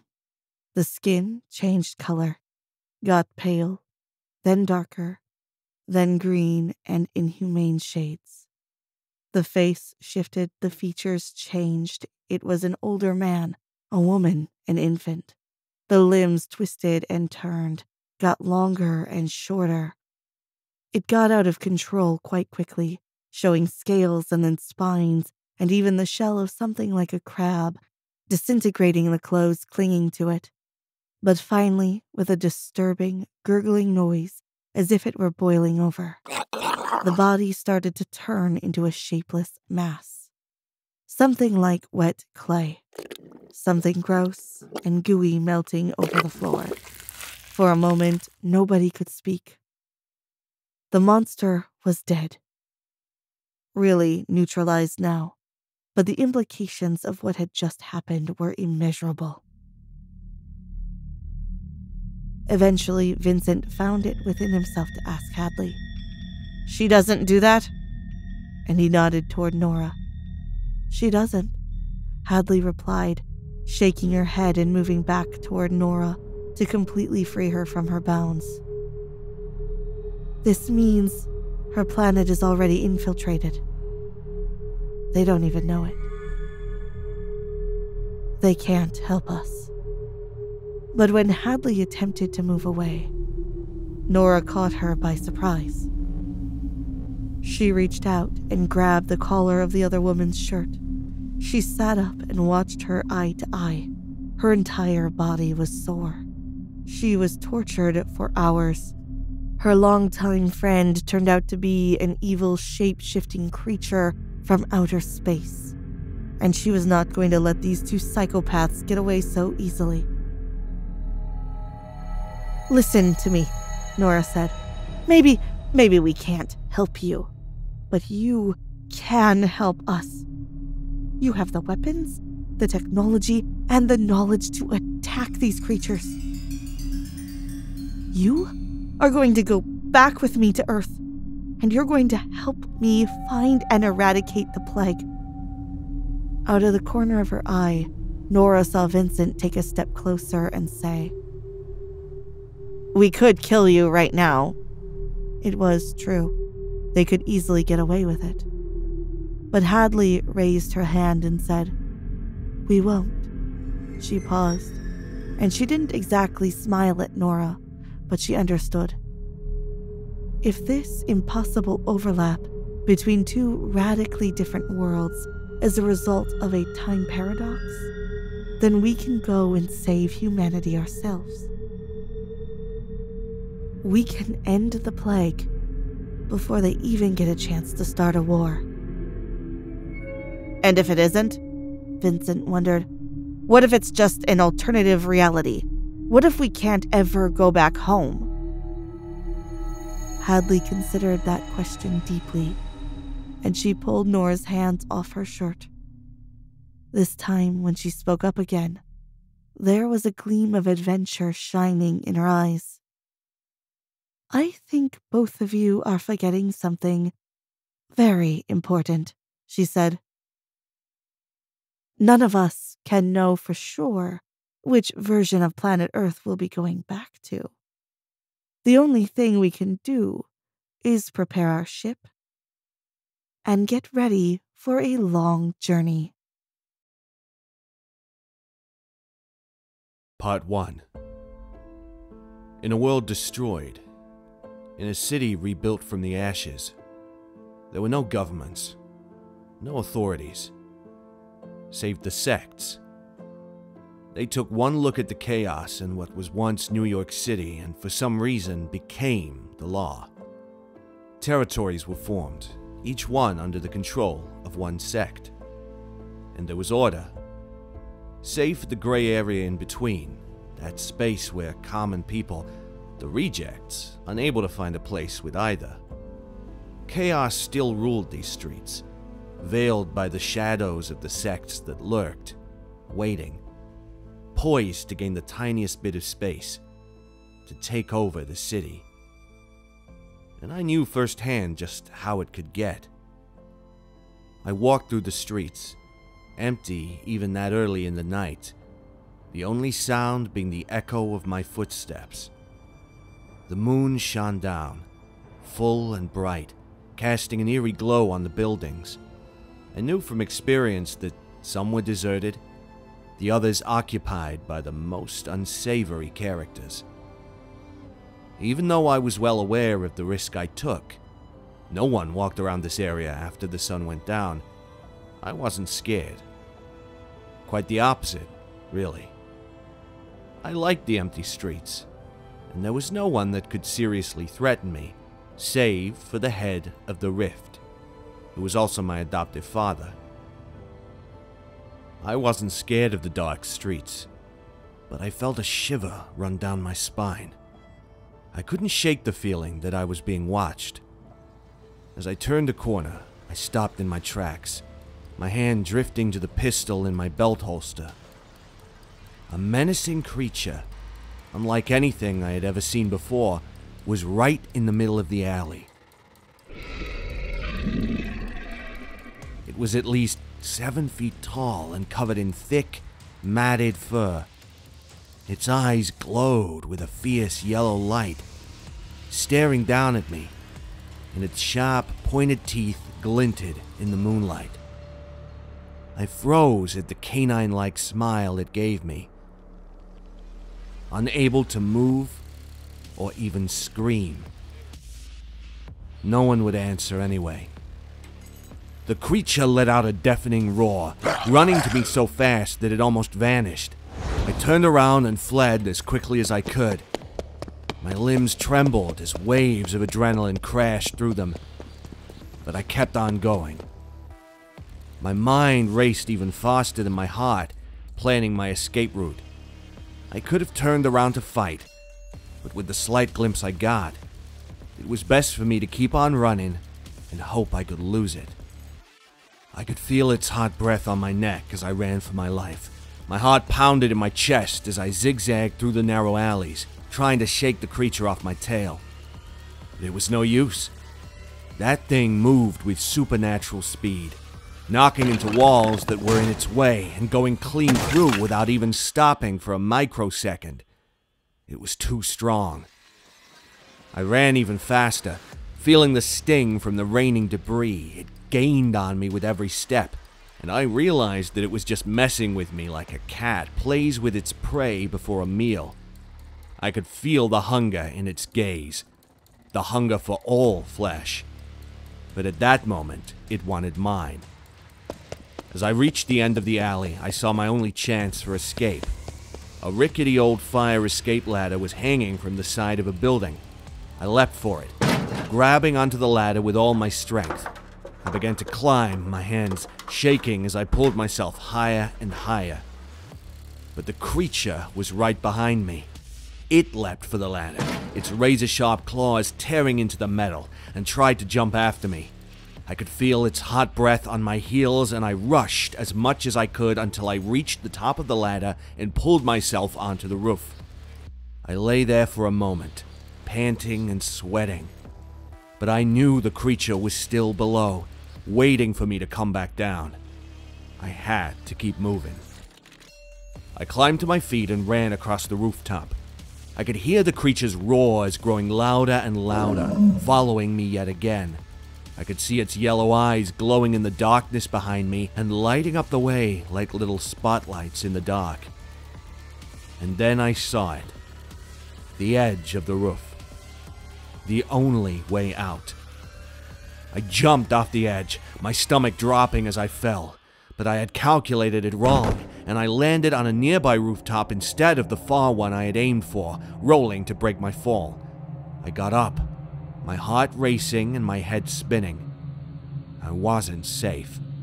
I knew that the creature followed, heard its growls as it leapt the same distance I did, and skidded to a stop right in front of me, claws digging into the roof. Its presence was like a dark shadow, and I could sense the evil emanating from it. I couldn't run, though. I couldn't even pick up the pistol lying on the roof a few inches from my hand. I had been running for what felt like hours, and I was exhausted. So I just lay, panting, and watched it as it watched me. But instead of attacking, it spoke to me in a deep and menacing voice. "Do not trust those around you," it warned. "They are not what they seem." I looked at it, speechless. It repeated itself and growled at the puzzled look on my face. "Are you stupid, human? You need to leave that posse you run around with." It mumbled something about just eating me and saving itself the trouble under its breath that stunk of carrion, and then dropped into the space beside me with a bang. I looked up at it, my throat closing at the sheer mass of toned muscles covered by matted silver pelt. I cleared my throat. "What do you mean, leave?" It growled again, baring its jagged canines at me, and I knew it was barely restrained. It truly wanted to kill me. "You heard me. Just get out of here. I've done my fucking job by warning you. Now get out of my sight, unless you have a death wish."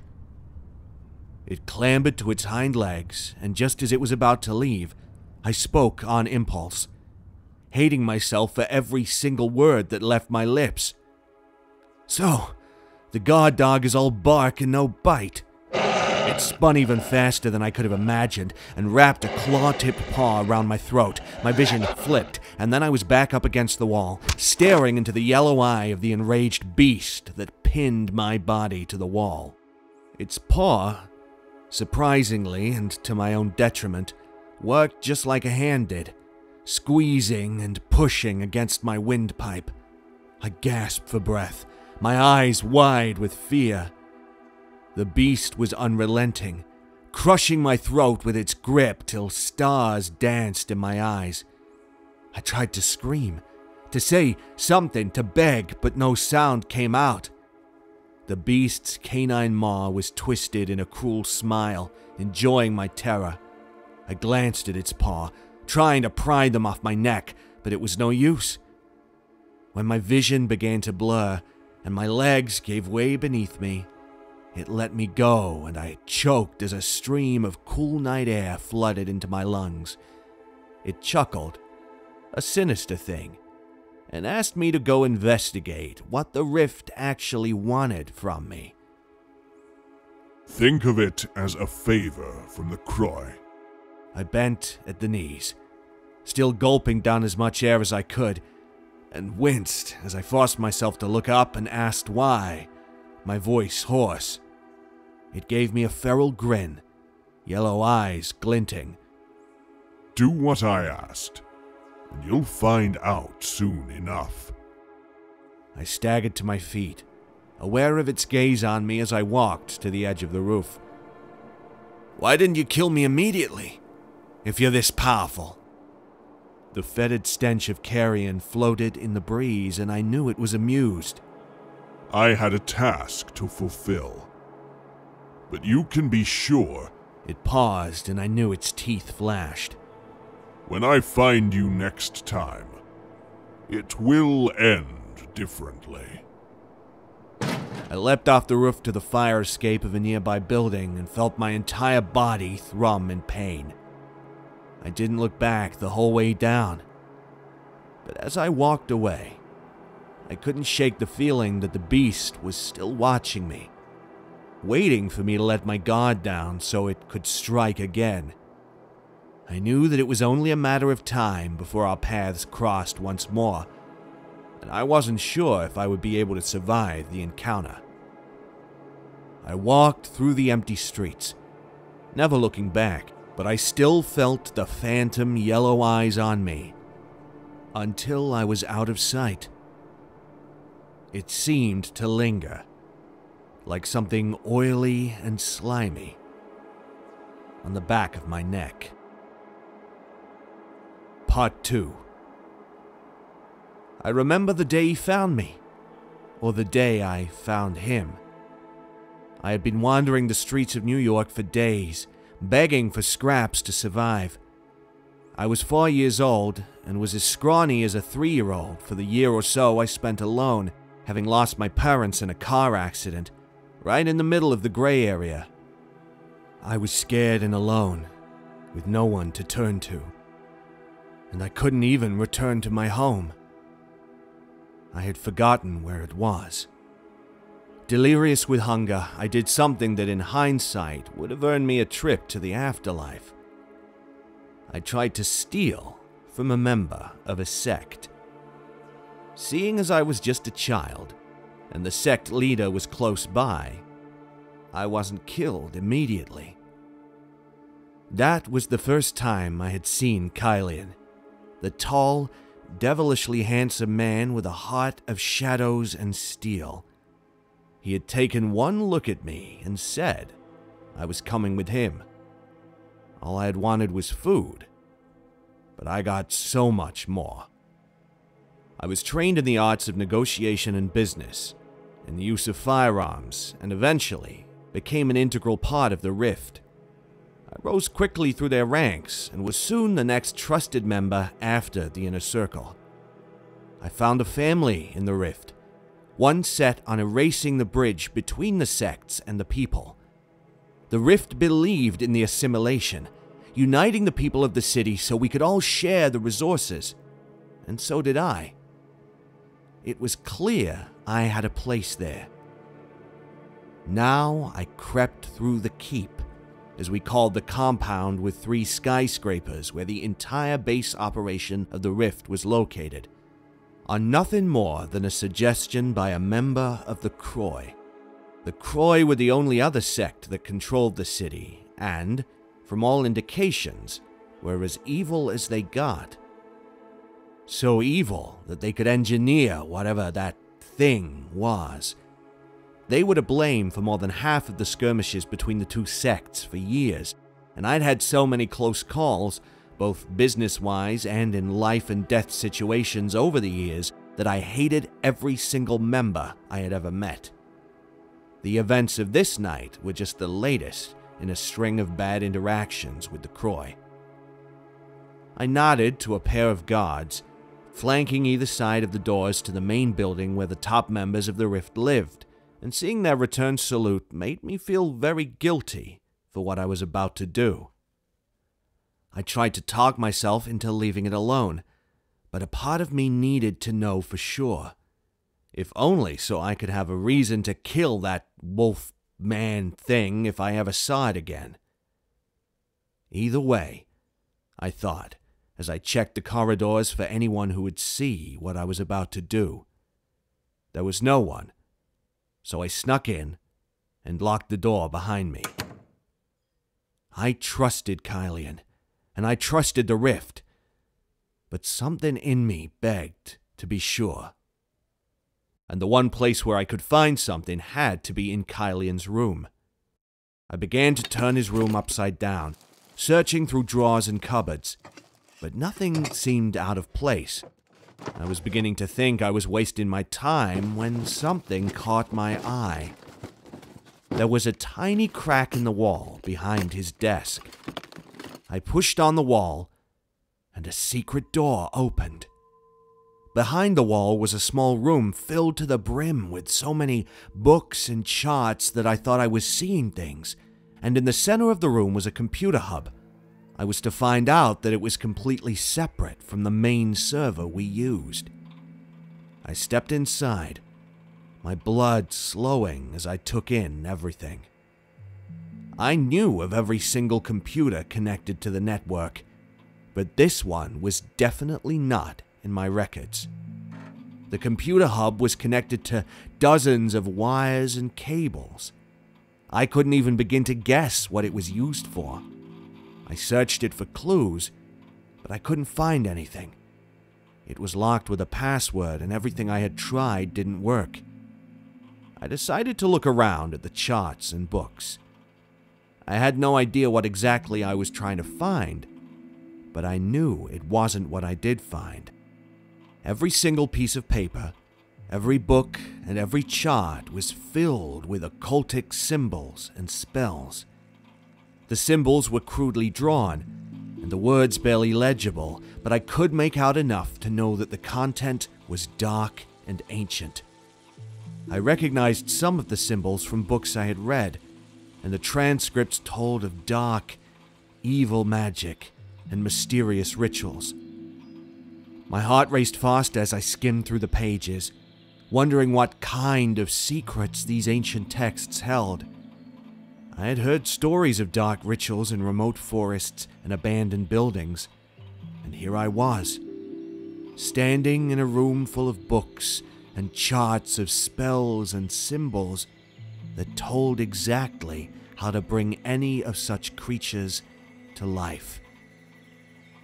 I felt a chill run through me as I realized the implications of what I had found. I had stumbled upon a kind of ancient knowledge, the kind that was said to be able to open the gates of hell. I didn't know if it was true or not, but I knew I had to leave this place as soon as possible. The hair on my hands and neck stood on end. I felt like I was being watched. I looked around, terrified. Then I noticed something strange. There was a camera pointed directly at the computer hub. I had a feeling that this was not normal.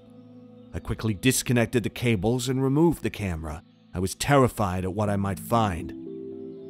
I plugged the camera into my communicator that doubled as a smartphone and started to search through the footage. I saw Kylian typing away on the computer hub, but I couldn't make out what he was doing. I kept scrolling through the footage until I saw something that made my blood run cold. I saw Kylian talking to someone on the computer hub. I couldn't make out who he was talking to, but I knew that voice. It belonged to one of the six, one of the Inner Circle members. When I heard his words, a cold sweat broke across my forehead. Everything is set. The only piece left for the Night of Assimilation is Darcel. Don't worry. He will be ready. I refused to think about what I'd heard and scrolled through some more footage until I got to what I needed. His password. I typed it in, feeling a bead of sweat travel down my neck. This was it. Regardless of what I thought I heard, that would be the moment of truth. My jaw dropped lower and lower with every file, with every truth that I discovered until I was almost heaving. He was the real reason my parents were dead. They used to be high-ranking Croy members. Kylian had discovered that their bloodlines contained a strong trace of the force that connected worlds, and for his plan for world domination to work, he needed them out of the picture so he could get to me. All the years of learning the old ways, of serving the Rift like it was my only family, this was what it amounted to. I shoved my way out the secret room and was greeted by Kylian's form just in the doorway. My heart slammed to a stop in my chest, and I rubbed at my neck subconsciously. Kylian smiled, but it didn't reach his cold, blue eyes. Going somewhere? I stammered, thinking of what to say. I hated him so much in that moment that the pain in my chest felt like a tidal wave of pressure, threatening to kill me and anyone remotely close to me. He saw how quiet I was and smiled, and then stepped aside to reveal the empty passageway. So, you know about everything. What now? His voice was mocking. If you can't stand me so much, then leave. I had only two options. Either I stay and be the reason the world changes forever, or I could go to the Croy and use what I knew to help them defeat the Rift. With everything I learned, there was only one viable option. I walked past him, so close I could hear his shallow breathing in the space between us. I had walked a few feet into the corridor when I felt his eyes on me and turned. My heartbeat spiked, almost slamming through my ribcage at the look in his eyes. "Run," he mouthed. I took off. I had no idea what I was running from, only that I had to. I was certain that if I stayed, I'd be killed. My heart raced and my feet pounded the pavement beneath me as I fled through the streets of New York City. I had been warned about the rift, and with everything I just found out, I knew I had to get away before they caught me. My only hope was to find a way to escape. I had already run for a few minutes away from the keep, feeling rather than seeing that I was being followed. That's when I saw it. The large, silver wolf standing in the middle of the street, calling to me to get on. Before I could think twice, I jumped onto its back and it took off. I clung to its fur as it galloped through the night, dodging the obstacles and buildings in our way. We raced through alleys and side streets, its paws pounding against the pavement. I could feel its heart beating as fast as my own, and even though it remained silent as I told it everything I had found out, I knew it was just as scared as I was. We seemed to be gaining some ground, but the rift was still close behind us, and with whatever Kylian sent after us just 50 meters away and closing in fast, I knew they weren't human. Not if they could keep up with the speed the Wolfman ran. Suddenly, it leaped over a fence, and I found myself in a large, empty park. The trees were tall and menacing, and I could feel the darkness pressing against us. Suddenly, I heard a loud howling, and I knew the rift were near. The Wolfman had no choice but to keep running, and we raced through the park, dodging trees and bushes. My heart pounded in my chest as I let it take control. It seemed to know where to go, and as far as I could tell was heading to the Croy parts of the city, so I was grateful for his guidance. We ran through the city, dodging cars, and weaving in and out of alleyways. I could hear a faint howling in the distance, and I knew it was only a matter of time before they found me. I tried to focus on the task at hand, but I couldn't help but think of the horrors I had seen. I had just seen what they were capable of, and I had no intention of becoming their next ticket to power. I had to stay one step ahead of them, or I'd be doomed. Finally, we reached the edge of the park, and I saw the bright lights of the city in the distance. The Wolfman leapt over a gate, and we were out in the open again. I held on tight as the Wolfman galloped away from the park and back towards the city. The rift seemed to have given up the chase, because I didn't hear any signs of pursuit, and I finally breathed a sigh of relief. My relief was short-lived. My heart raced and my breathing quickened as the Wolfman set me to the ground, and in the next second, a shadow slammed into it. I pulled out a gun while they battled, my palms sweaty as I tried to get an opening, but they were moving around too much. I had thought we had escaped, the Wolfman and I, but I was wrong. The rest of the shadows had found us, their long black cloaks swishing as they moved through the night like ghosts. Suddenly, we were surrounded just as it knocked the shadow off. The Wolfman and I locked eyes, its breath coming in short gasps. We both knew what was coming. "I'll be damned if I let them take you," it snarled, baring its teeth at them. It pushed me behind it and yelled at me to run, just as the shadows moved closer, their eyes glowing red in the darkness. I wanted to run. I tried to, but my feet were frozen in place. They fought, and the Wolfman was a vision of viciousness as he put his claws to good use. I almost thought it would win, but the Wolfman staggered away from them for a few steps, and I tried to move forward when I saw the blood dripping, already forming a pool at its feet. It let out a loud growl and lunged at the shadows. I heard the sound of metal slicing through flesh, and it seemed like a dream as the Wolfman's lifeless body fell to the ground. The shadows turned towards me, their eyes full of hate. I wanted to scream, but my voice was lost. Before I could do anything, I felt a sharp pain on the back of my head, and everything went dark. When I awoke, I was alone. Part 3. As I made my way up the steps, I felt a weight settle on my shoulders. This was it. I had only one choice left to make, and I had to choose between the family I found and the family that never stopped looking for me. I owed the Rift my life, and even though they were the very reason I was separated from my parents, there was a life debt to be paid. Life debts had to be paid. It was a law far older than any the sects made, and I knew this was the only way. Didn't make it any easier, though. The wind blew through my hair like chilly fingers as I stepped out of the stairwell and onto the roof of the tallest building in the entire city. I snorted as I spied the 7 figures in red cloaks waiting for me. 6 stood in a circle, each at the point of a 6-pointed star drawn on the concrete, and the last stood in the middle. The night was darker, the moon hiding behind the largest rain clouds I had ever seen, as though it couldn't bear to see what was about to happen as it continued on its journey.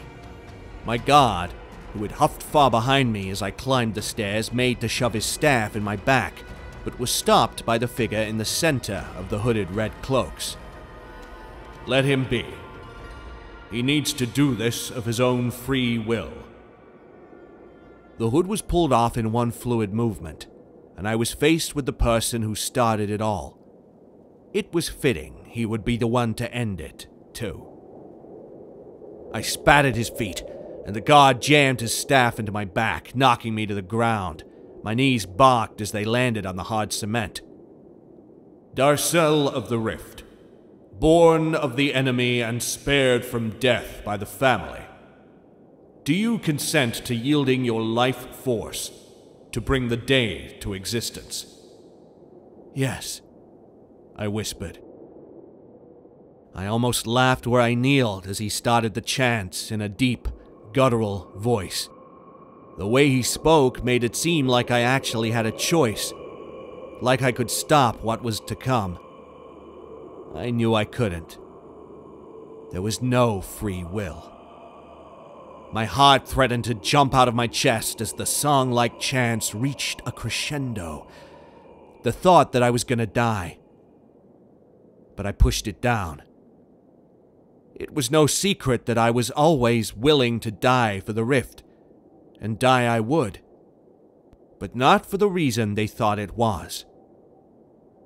My mind calmed as a dry, hot wind that smelled, unsurprisingly, like sulfur blew in from everywhere and nowhere all at once. I couldn't even force myself to feel scared when the symbols drawn on the concrete of the roof glowed red, or when the floor beneath me disappeared and I knelt on thin air, hovering over a red chasm that grew with every second. The red-cloaked figures fled from their positions, and so did Kylian.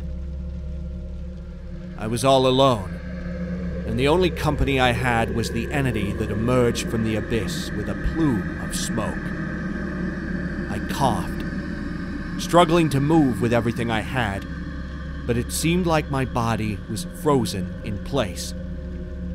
A snowstorm raged outside the sphere of heat I was locked in, and cold dread called to me, mixing with the heat in a deadly cocktail that overwhelmed my senses.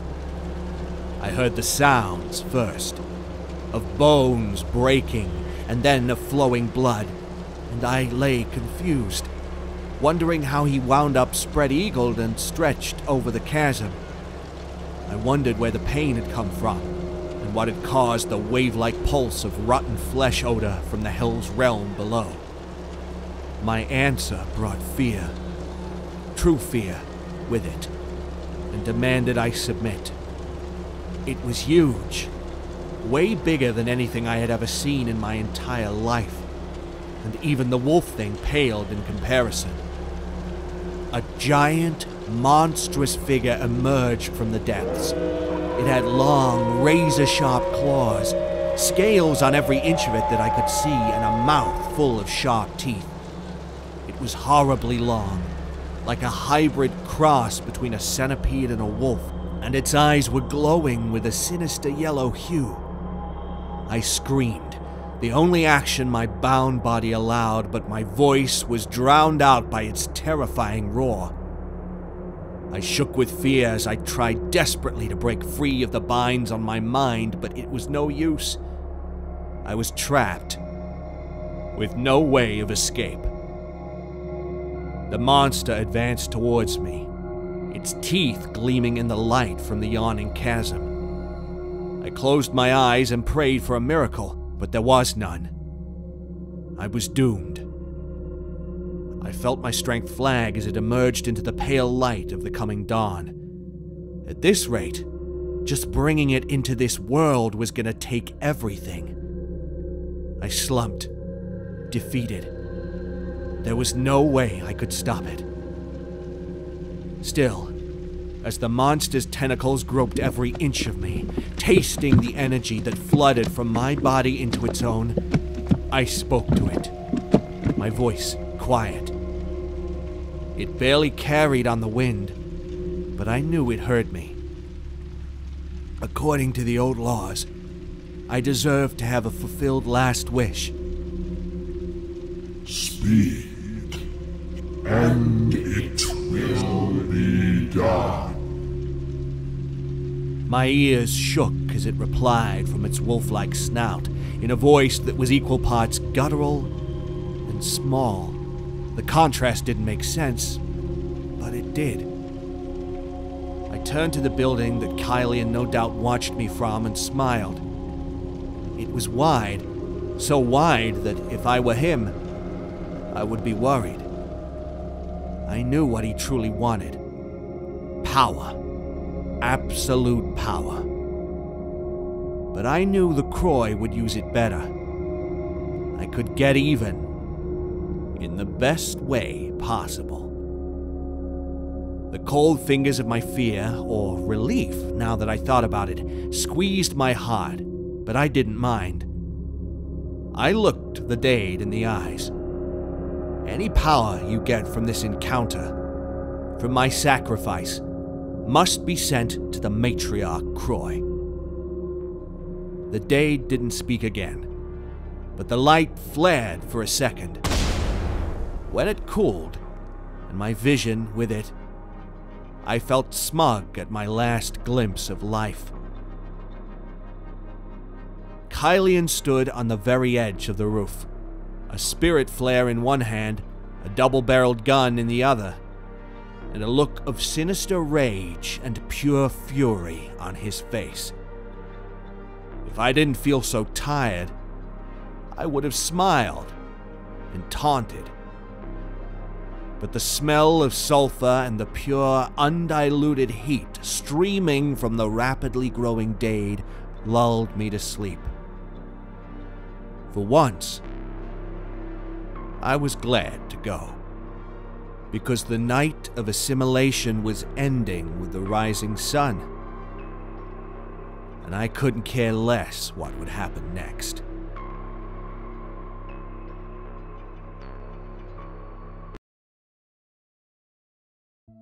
The special agent in charge, Henry Schneider, stood at the end of a dirt road that led to a hidden laboratory built like a cave on the side of a hill in a very secluded location in the country. His team was still inside the lab, doing one last sweep, making sure it was relatively safe, but making very little progress when it came to identifying their discoveries. Nobody understood what on earth had been going on in that strange place. They were from the FBI. They could break in and make arrests, but they couldn't understand that laboratory. That's what my team was here for. From what Henry Schneider told me, the mission hadn't been particularly difficult. The FBI had searched for that underground laboratory for months, but when they finally found a lead, the rest came almost too easily. Agent Schneider led the operation. He brought the best and largest team the FBI would grant him, and they broke into the lab by surprise. Or so they thought. When they got there, the place was a mess and yet also oddly quiet, as if a tornado had passed just a second before Henry Schneider and his team effortlessly broke through the gates. The only problem was that the head scientist, Julian Beck, was nowhere to be seen. I was well acquainted with Julian's work. We used to be colleagues and we worked in the same field, a special group focused on medicine, microbiology, and the search for cures for certain illnesses that affected humanity. I was also aware of Julian's stained reputation and his disappearance from the academic world, but I didn't know he was a criminal. Apparently, the FBI had been searching for Julian Beck for years. The stealthy and enigmatic doctor, if he could even be called that, had all his degrees revoked and lost all his money, privileges, reputation, and even his dignity after being found guilty of several charges of unethical medical practices, including criminal human experimentation. He disappeared before they could put him behind bars. The handful of sketchy scientists the FBI found and arrested at the scene of the crime wasn't of any help to find Julian Beck. They were an intriguing group, formed of retired experts in several areas of physics, some of them with reputations as bad as Julian's. None of them had said a word about their boss's whereabouts, or about anything, really. Someone informed us that the eccentrics in handcuffs displayed significant signs of profound shock, and would probably need time before they revealed any significant information to the FBI agents. Unfortunately for everyone involved, we didn't have time to sit around and wait. That's the reason Henry found me and my team. He needed answers, and he needed them immediately. The previous day, a black SUV showed up in front of my house, and Henry Schneider introduced himself as special agent in charge from the FBI, dealing with a highly sensitive and urgent mission that required the expertise of the best scientists in the country, knowledgeable in areas of biology, physics, and the history of Julian Beck. A quick trip to pick up my colleague Natasha Robinson and half a dozen more scientists, a short flight to the middle of nowhere, and another long drive in a similar black car, and we made it to the infamous laboratory built like a cave on a hill. Doctor, Henry called me. If you and your team could follow me now, please. We trailed after the special agent like lambs to the slaughter. A large vehicle filled with FBI agents drove away from the scene. We were left alone with Henry and 3 agents guarding the door. The scandalous laboratory was all ours. If anything, it was worse than any of us imagined. "What the hell?" I whispered, looking all around me. 6 other scientists behind me muttered similar signs of shock. "Why does it look abandoned?" Natasha wondered. She was my right-hand woman, and I trusted her with my life. "I thought you only busted this place like a few days ago." It happened yesterday, Henry said matter-of-factly. The filth, dust, and cobwebs were here when we arrived. We guess everyone was obsessively focused on their work to care about hygiene. All the arrested scientists have shown signs of malnourishment, infections, and other diseases. You had them working under conditions of slavery. Natasha pointed out, flinching away from a workstation that, apparently, had also been used as a bathroom. Huh. It gets worse, Henry said. It really was a rudimentary cave. Dark, rough, a high ceiling. Wires and cables were tangled all around with zero regard for safety. 2 lines of computers and diverse equipment were set along the walls. But nothing captured our attention quite like the bewildering mechanism standing proudly near the end of the cave. 4 large metal arms stretched from the walls like a system you'd find in any automobile factory. A few steps led to an awkward and empty podium at the center. But what really stood out was the final arm of the structure.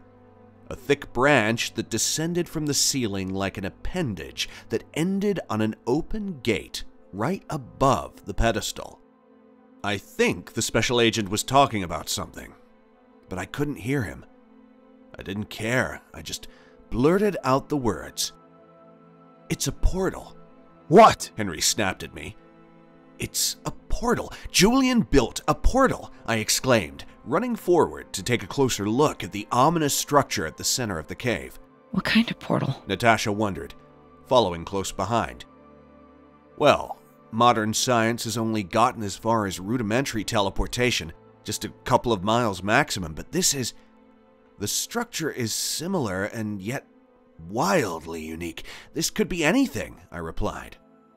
There was a tense silence all over the cave. Then, the rest of the scientists started to excitedly talk among themselves. Their excitement was contagious. Well, that was faster than I imagined. The special agent told me, seemingly satisfied. I'm going to need more information, though. How do we get it? We'll get it, I assured him. You said you cut off the energy of the lab, right?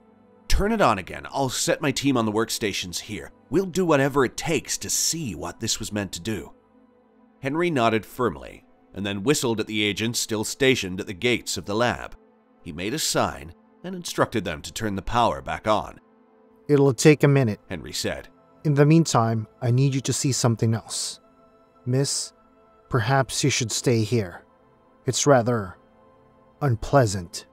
I can take it, Natasha said with a small frown. As you wish. Following Henry's words, we went after him to one side of the cave. We hadn't noticed it until then, but there was an iron grill door leading to a hallway seemingly excavated on the wall of the cave. The special agent opened the door and led us inside.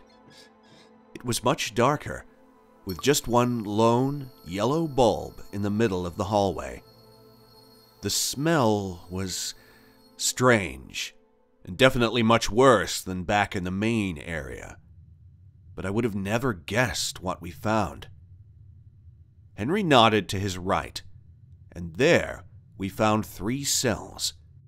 Dark, filthy, probably less than 5 feet square each, and inside... What the fuck? Natasha yelled. Agent Henry, what are we looking at? I wondered, outraged, and instinctively looked away, because it was a horrifying thing to look at. I was hoping you would tell me, Doc. Henry said to me. This is insane, Natasha exclaimed. This is a textbook image of a Homo erectus. Are you sure this isn't prosthetics or makeup? It's human devolution, I said. Natasha and Henry looked at me, equal parts confused and mortified. I've only heard it mentioned a few times before. It was Julian Beck's dream experiment, but I never got to see any real results. Until now, I suppose. It's regression. It's a purposeful reversion of natural evolution to recreate ancient states of being. Why the fuck would anyone want to do that? Henry wondered. I shrugged and thought for a minute, searching for the right words. I studied the specimen in front of me. He looked almost like a man, standing tall, leaning against the corner of his cell and breathing heavily. His body was almost entirely covered in hair. He had big shoulders, strong legs, and a skull noticeably different from ours. But as I looked into his eyes, full of primal fear, I couldn't help but think about how he wasn't always like this.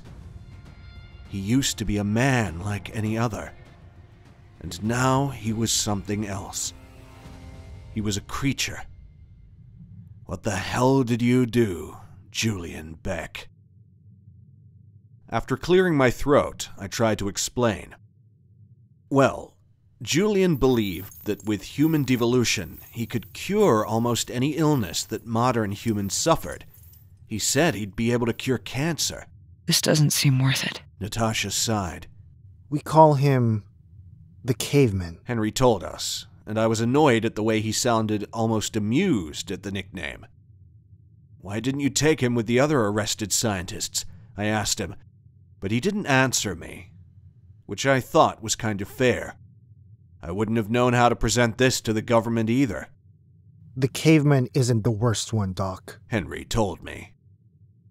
Just then, I took another step down the hallway and joined Natasha in front of the other cell. She looked like she was about to be sick. "I told you," Henry sighed. I'm fine. Natasha answered with a groan. She gagged when she looked at the thing in front of her and then added, I need to know.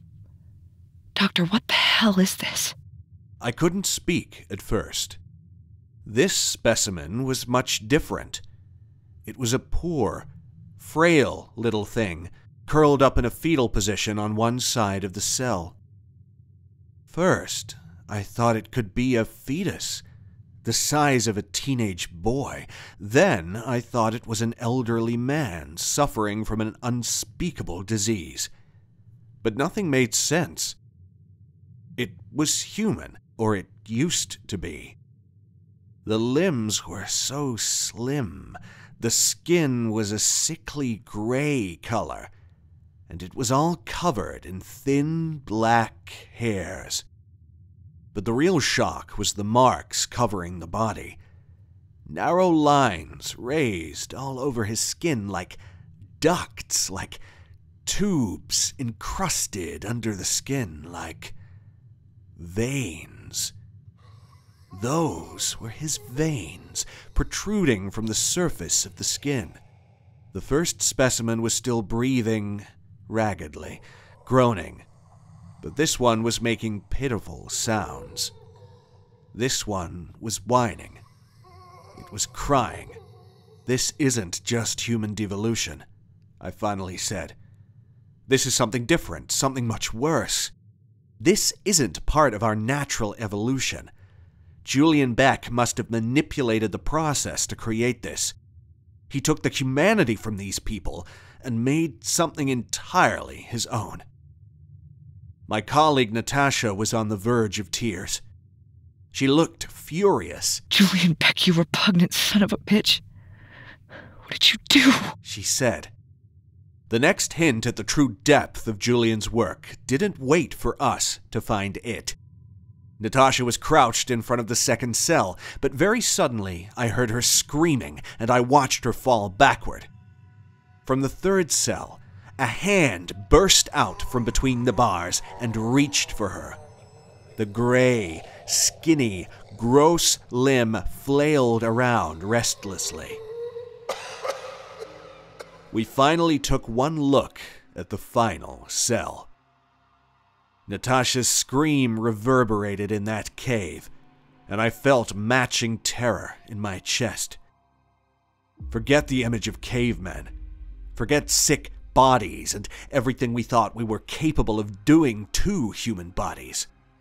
There was barely anything resembling a person left in this case.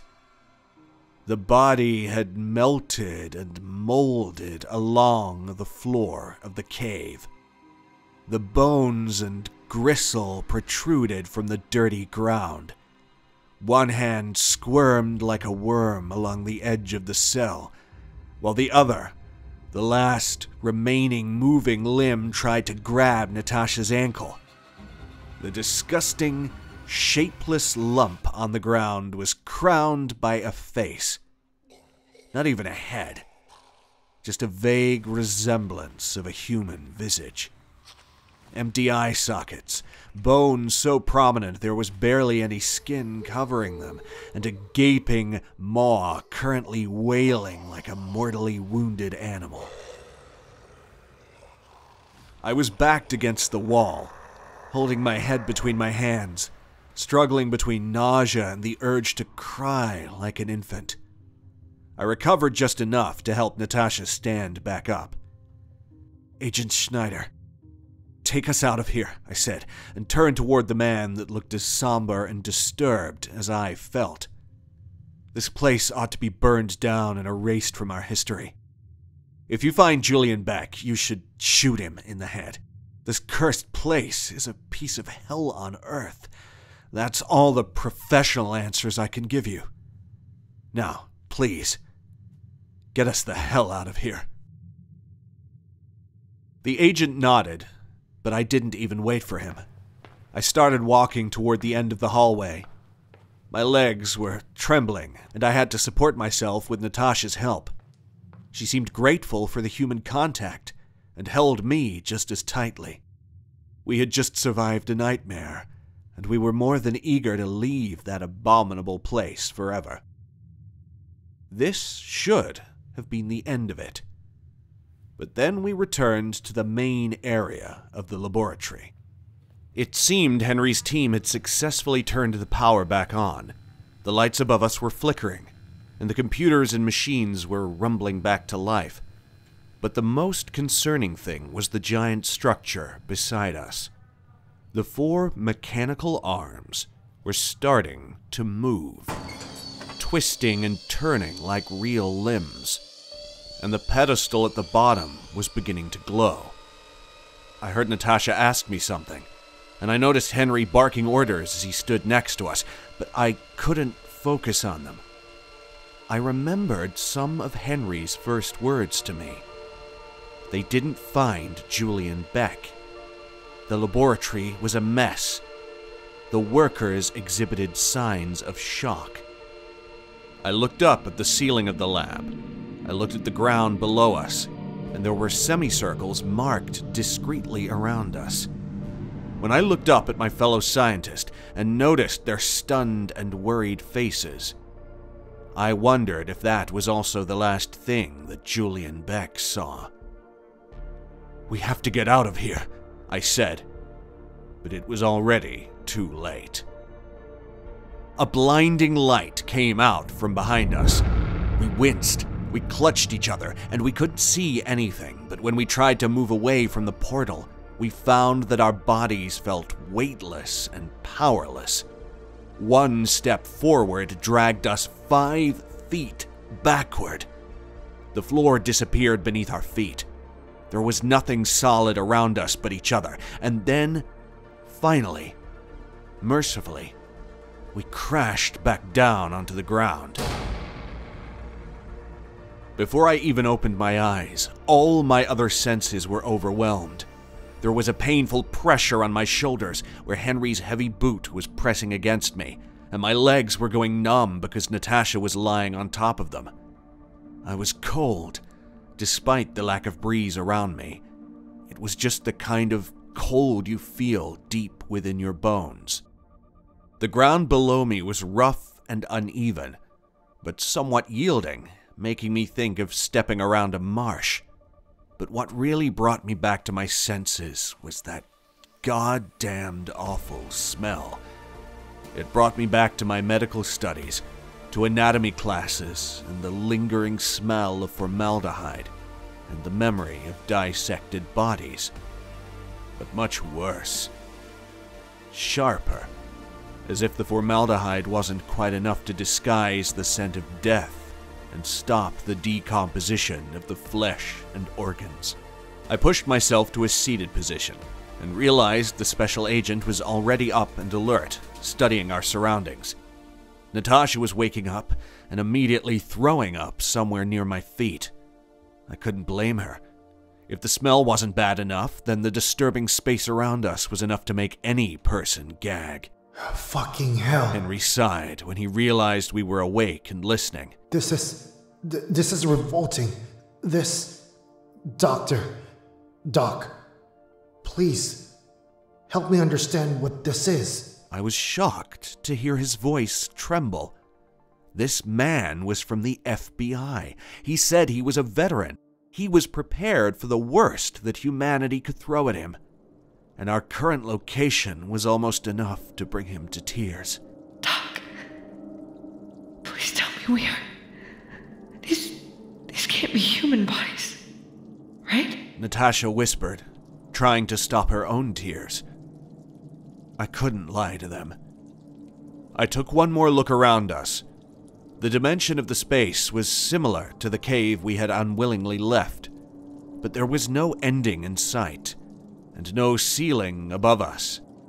The walls stretched probably more than 100 feet above us, and at the top, there was a nearly homogeneous gray smoke.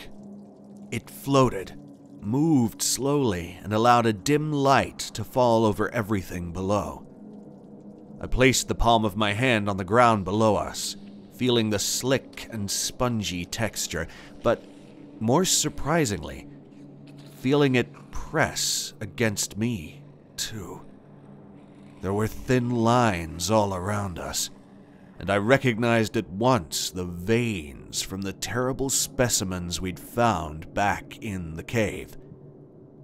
And the greatest shock was feeling a heartbeat pulsating against my hand. As if that wasn't enough to confirm Natasha's theory, one look up at the walls around us was enough to spot the first face. Just like the one we saw on the floor of the cave. Empty eye sockets, a perpetual expression of despair, jutting bones, a yawning mouth, and, in this case, it still had a row of sharp, yellow teeth inside. There were countless faces like that one. They showed up at random intervals in the walls, on the floor, contorted awkwardly in the corners, watching us, moaning softly, connected by endless veins and beating like one single heart. I don't care what this is made of, Henry said. We'll blow this all up anyway. I just want to find the exit. He stood up on trembling legs, but quickly worked on regaining his composure. He prepared one of his guns and offered me the other, but I declined. I couldn't shake off the idea that we were surrounded by creatures that used to be human. Henry passed the gun to Natasha, and she accepted it, looking horrified at it, but also standing a little taller. She said, We can't be far from the cave, right? This is probably teleportation. We're probably just a few meters away from the primary location. He kept that thick wall of solid rock to have this secret, perfectly safe hideout. Right? I let them discuss that theory for a moment. I thought it was best not to share yet my theory that we were put through a portal that led to a man-made dimension, built on human bodies, manipulated through human devolution, and molded to fit Julian Beck's hellish dream. But there was something I couldn't hold back. There's no exit, I snapped at them. There's no visible portal here, no structure or machinery for it. If there's an exit, and there has to be one, only one person can tell us about it. You know this is where he escaped to when he heard the FBI approaching. You know this will be your only chance to arrest Julian Beck. Natasha looked devastated. She was shaking her head almost imperceptibly. She knew me like no one else, and she was disappointed in my choice. Back in the cave, I had chosen to run away, refused to see more of a sick man's torture of innocent bodies. But this was way too much. I needed to find Julian Beck, look him in the eye, and then... Well, I wasn't quite sure yet, but I knew I needed to follow my instinct and get to the bottom of this grotesque mystery. The special agent cleared his throat and addressed us, saying, Very well. Let's go then. I'll lead. Doc, you'll be in the middle. Miss Robinson, I trust you to watch our backs. I'm going to need you both to keep your eyes peeled and don't trust absolutely anything around here except each other. Do not hesitate to shoot. Don't try to be humanitarian, and don't investigate more than you should. Understood? Our nods and silence were enough for him. He started marching forward, trusting that we would do the right thing and follow him, and we tried. But... What the fuck? Henry screamed. There was a moment of confusion. He stopped walking, and Natasha screamed too. I looked around us for the source of his distress, and then I saw it. A gray and decaying hand burst up from the soggy ground and grabbed his ankle. Henry struggled against it and tried to yank his leg away, but that bony, decayed, dead limb was much stronger than it looked. It was rotten remnants of a perverted experiment, but it was connected to an immense structure that gave it incredible strength. I could feel my heart beating faster and Natasha clutching my arm tightly. We feared the worst, and then, in an instant, Henry shot at the attacker. There was a moment of silence while the wrist exploded into pieces. The fingers gripping Henry's ankle dropped lifelessly to the ground, and the veins and skin lingering at the end writhed on the ground like worms until they were swallowed into the mud. Then we heard a strange sound, a pained whine coming from underneath our feet. But it grew louder and louder. An anguished moan came at us from the floor. The walls, from deep within this strange, living, horrible cave. It's all connected, I told my companions. Just walk carefully, Henry warned us. Just like that, we started our journey. None of us dared to mention that Henry was limping a little. It felt wrong to walk away from the point where we arrived, but there was just a solid wall behind us and no way to open the portal again. I quickly rejected Natasha's theory that we were just deeper under the hill, just in a different cave. This place seemed endless. It wasn't a linear cave. It twisted and turned and often led us sharply left or right. It gave the impression of being a downhill path, and I tried not to think that we were descending into a very real and carefully planned hell. But our surroundings didn't help. There were eyes watching us from every angle. Some of the faces barely resembled something that used to be human.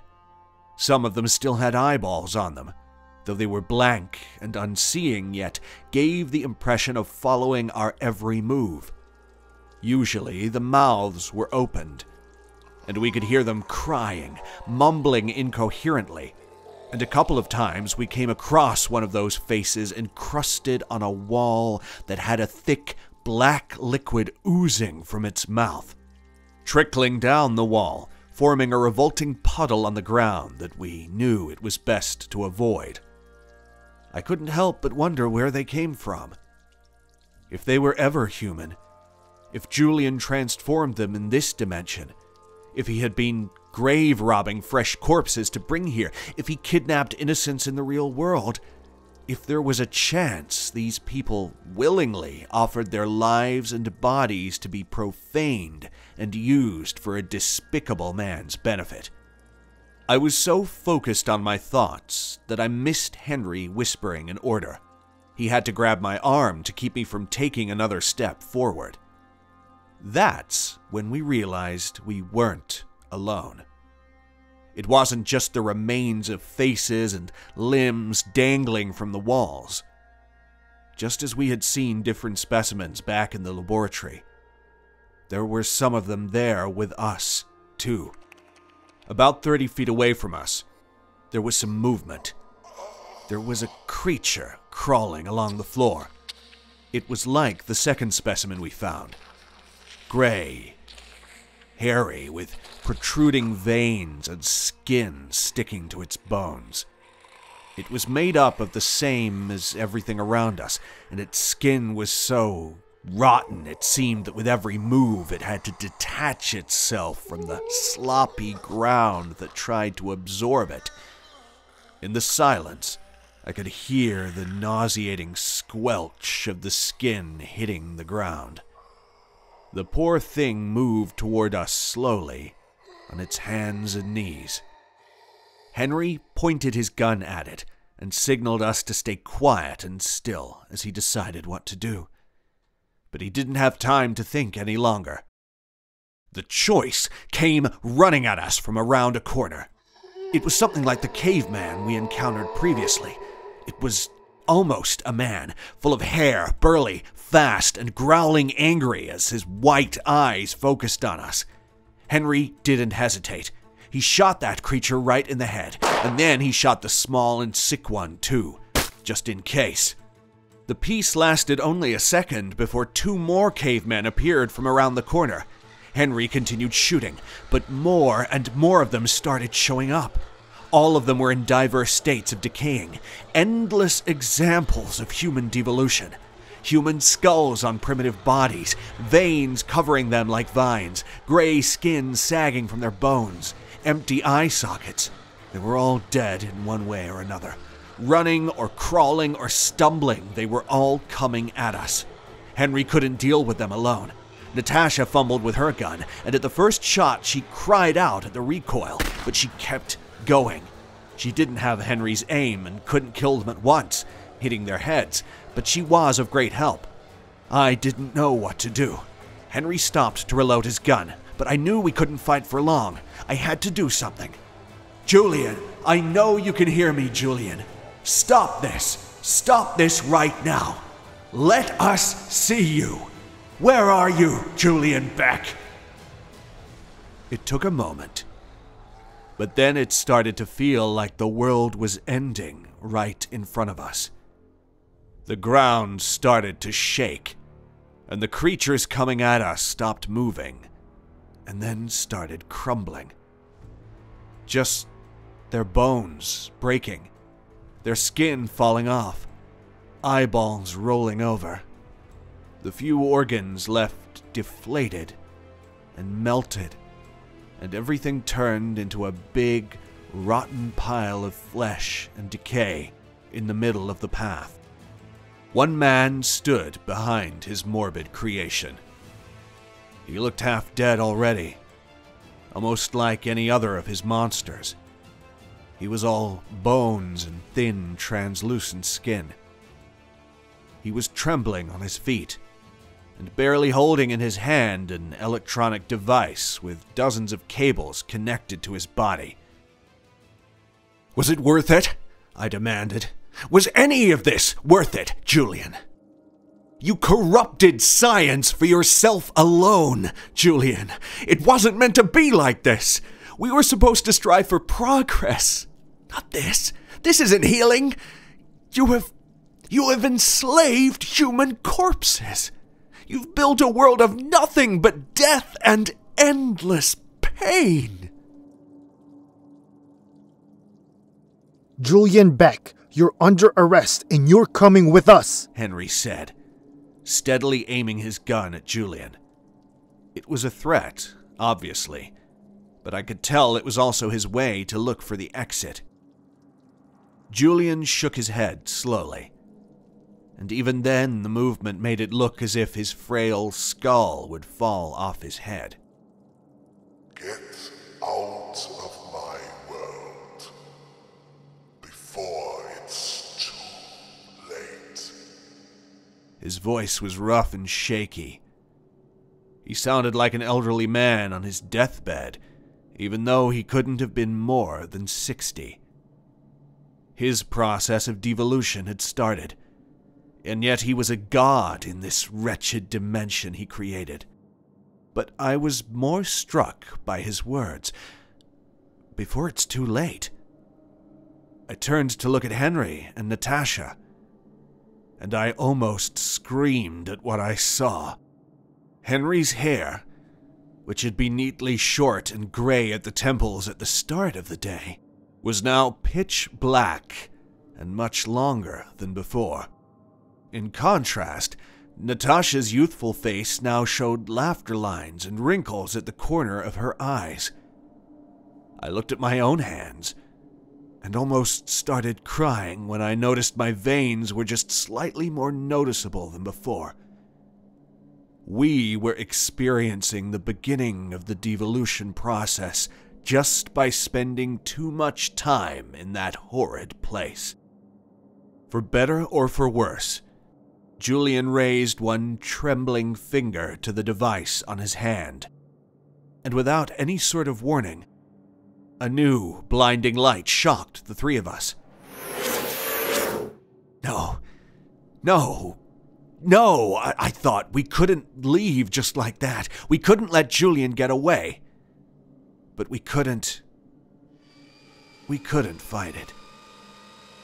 The weightlessness, the light, the disorientation, and then the awkward fall on the firm and familiar ground of the laboratory. Scientists and agents of the FBI rushed toward us, looking at us with worry and shock. Henry's ankle was hurt and infected. Natasha was throwing up again. Our clothes were dirty and stained with rotten flesh. But all I could think about was destroying the entire cave and making sure that Julian Beck never returned to our world.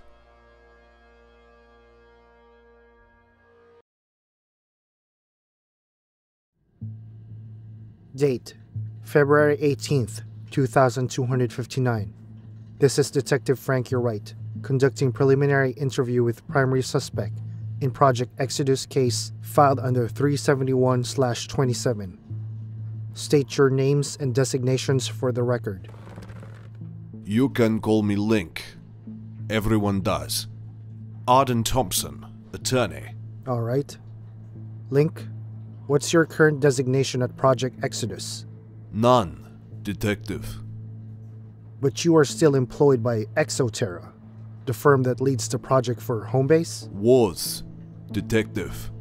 Now don't be difficult, Link. What did you do for them?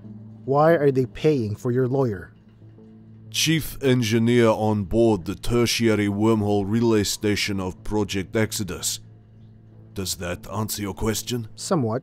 If you allow me to tell you what happened, you'll understand why I'm no longer with the project, or the firm that hired me in the first place.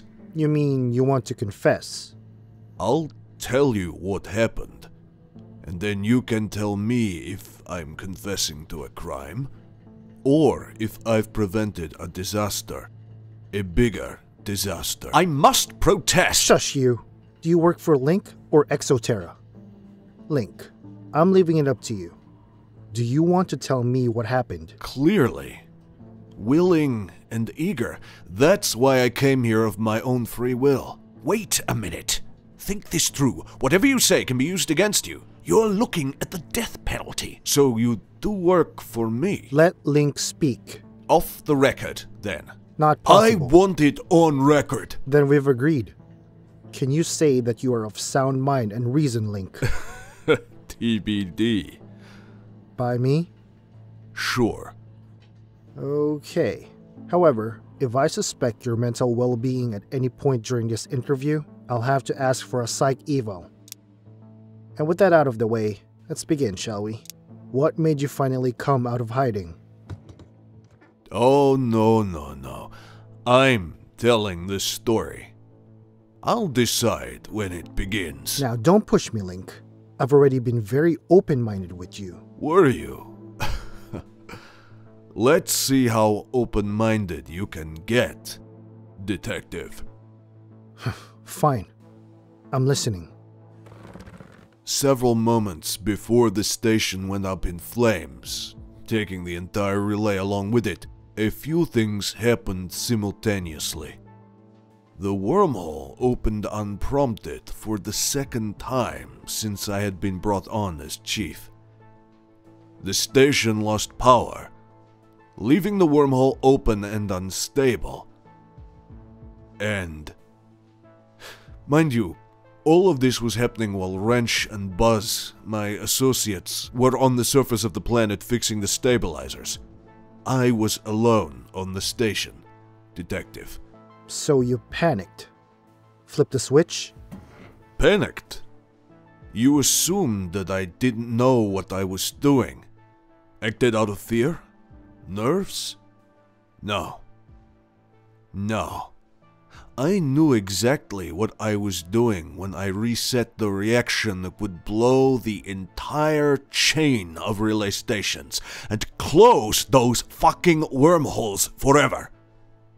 I mean, at the time, I thought it would be for good. But Since Project Exodus is being reopened by Exoterra at the behest of home base, I had to come forward. It needs to be stopped. To answer your question about why I came out of hiding, let's not go... That already sounds like a confession. Okay. Continue. I don't know what my lawyer knows, or is allowed to know. But that doesn't matter. There are far greater things to consider here than me, or even the firm. Home base is the only thing that matters.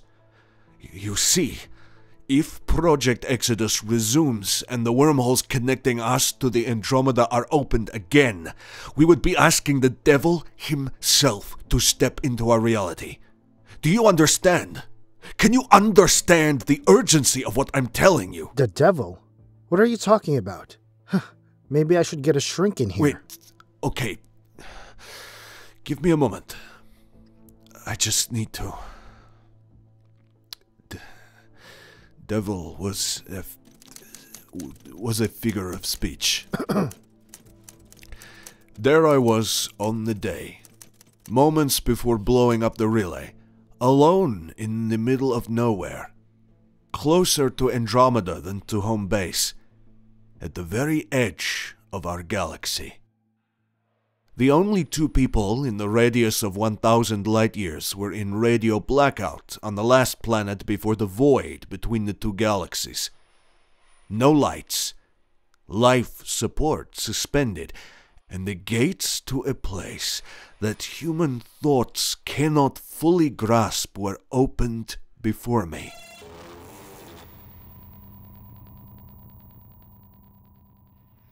I peered into that place, and what stared back at me? I wish I hadn't seen it again. But my mind was made up. My heart was still. I knew what needed to be done. I had known it since the first time that the wormhole opened unprompted several months before. I might not have known what I was up against back then, but I was prepared for it this time. The plan was in motion. My hand was on the switch, and I had made my peace with the collateral. I just had to wait for Buzz and Wrench to finish the job so that the wormhole relay would stabilize and I could restore power to the station. That needed to happen first, so that the shockwave of the explosion on station number 3 would carry throughout the relay and close the entire wormhole pathway for good. Premeditated. Barely any remorse. It's not looking good, Link. Add to that 5 months it took you to come forward with your confession. I was in my protective suit just in case. Gripping the lever next to the controls that engage and disengage the wormhole. Hands steady. Eyes fixed on it as it was moving closer to me. Moving out of its twisted reality and crawling into the station. This one was even more intense. It was angrier. Nastier.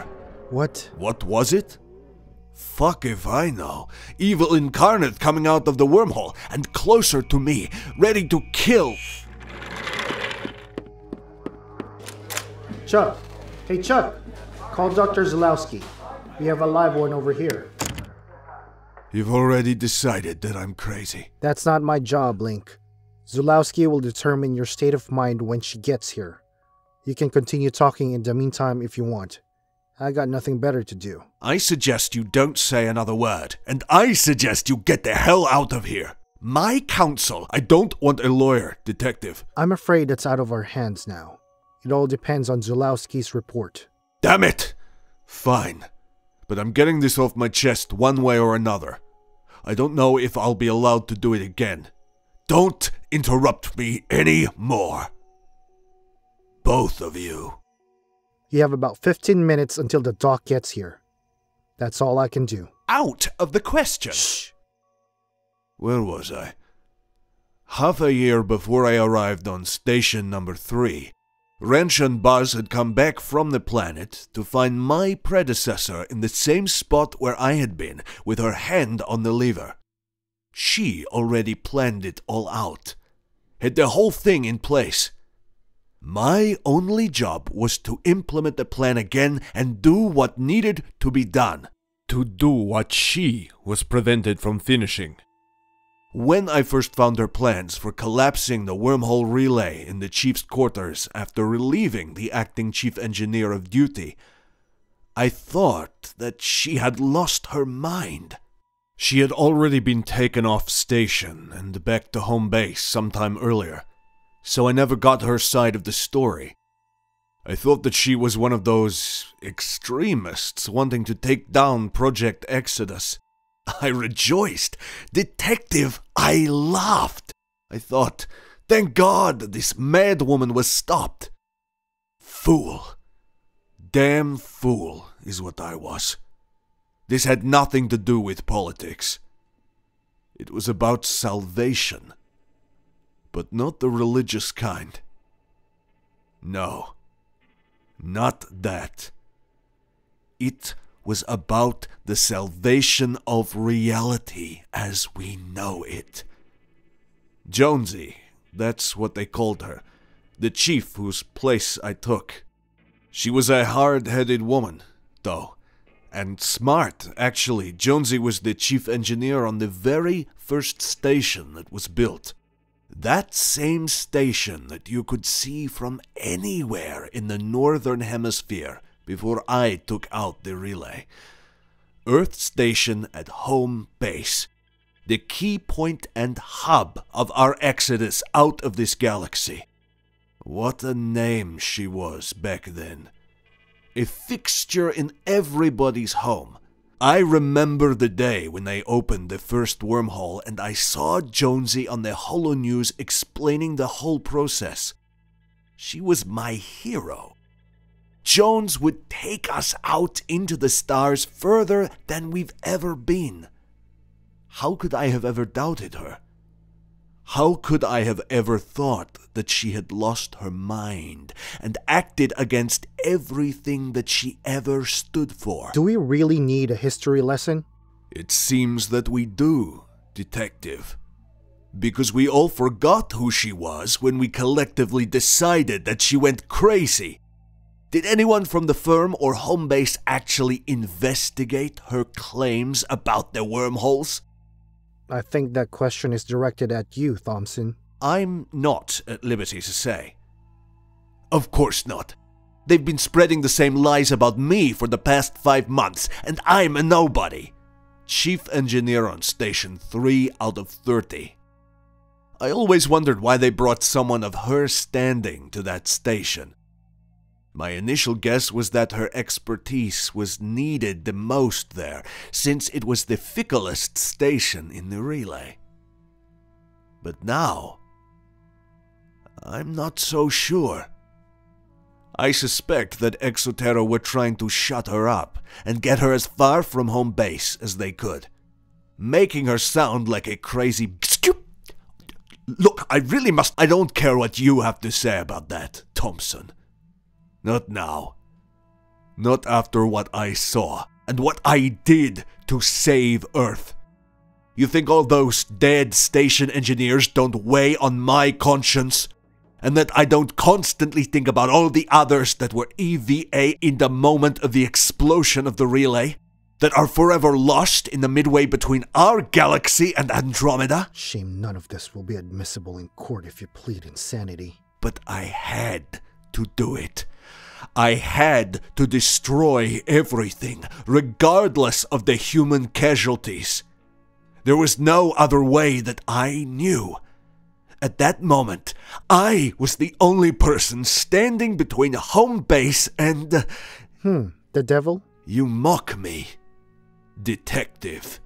Just like everyone else in Project Exodus did when I tried telling them about what I had witnessed on the station before going through with the plan. Rest assured, they were notified about what I came to understand. I'm sure Jonesy must have submitted many reports on the occurrences as well. The wormholes are not just bridges between 2 points in space, Detective. They have their own rules of reality. And it seems also of life. On the day when the wormhole opened again during my command, I had to decide then and there if I was going to allow that perverted existence to enter our own and potentially change everything. I doubt we would be sitting here and talking like this. I would even go so far as to say that we probably would not even be here at all. Let me paint you a picture of what I was up against when I arrived at this station, so that you can understand me and my position better, because I can see the reservation in your stare. First, I had 2 insubordinate engineers who thought they knew everything about everything. They had no respect for me or my credentials, since they had been on that station from the moment it was built. Didn't even give me a chance in normal circumstances, those 2, let alone after what happened as my time on the station progressed. Less and less, as things became more complicated between us, and more dangerous. Second, I was in charge of the very last station in our system that had the most unstable wormhole engagement of all of them. We suspected that this was due to the conditions on the planet where we had placed the stabilizers. Not to go into too much detail, but placing the stabilizers on the planet and its orbit was the only solution in this particular case. There was no other way we could find around it, even with years of problem solving by the best physicists, engineers, and technicians in Project Exodus. Naturally, you would say at this point, the stress got to me, and even Jonesy before that. Isolated, terrible working conditions, the pressure of keeping the station together, sure, all valid points against me, and the preservation of my mental stability. However, my first designation in Project Exodus was far out into the void on station number 22. I could handle the isolation. Hell, I was there alone for 2 months without a backup crew at one point. How did blowing up the relay not occur to me then? The more pressing question is, how did nothing strange happen on station number 22, or any other station for that matter? I can't answer that, Detective. At least, not with complete certainty. I wish I could blame it all on an Exoterra and home base cover-up. But I'm afraid it might not be as simple as that. Besides, I'm an engineer. My job is to open, close, and stabilize the wormholes for space travel. You can say that my guess would be as good as yours. Or Thompson's. Well, a little bit better than ours, I'd like to think. Listen, whatever the wormholes are hiding could become an entirely new field of research. That's not what we're here for, is it? And I asked that you don't interrupt me. Oh, Link, but isn't that exactly why you're here, out of your own free will?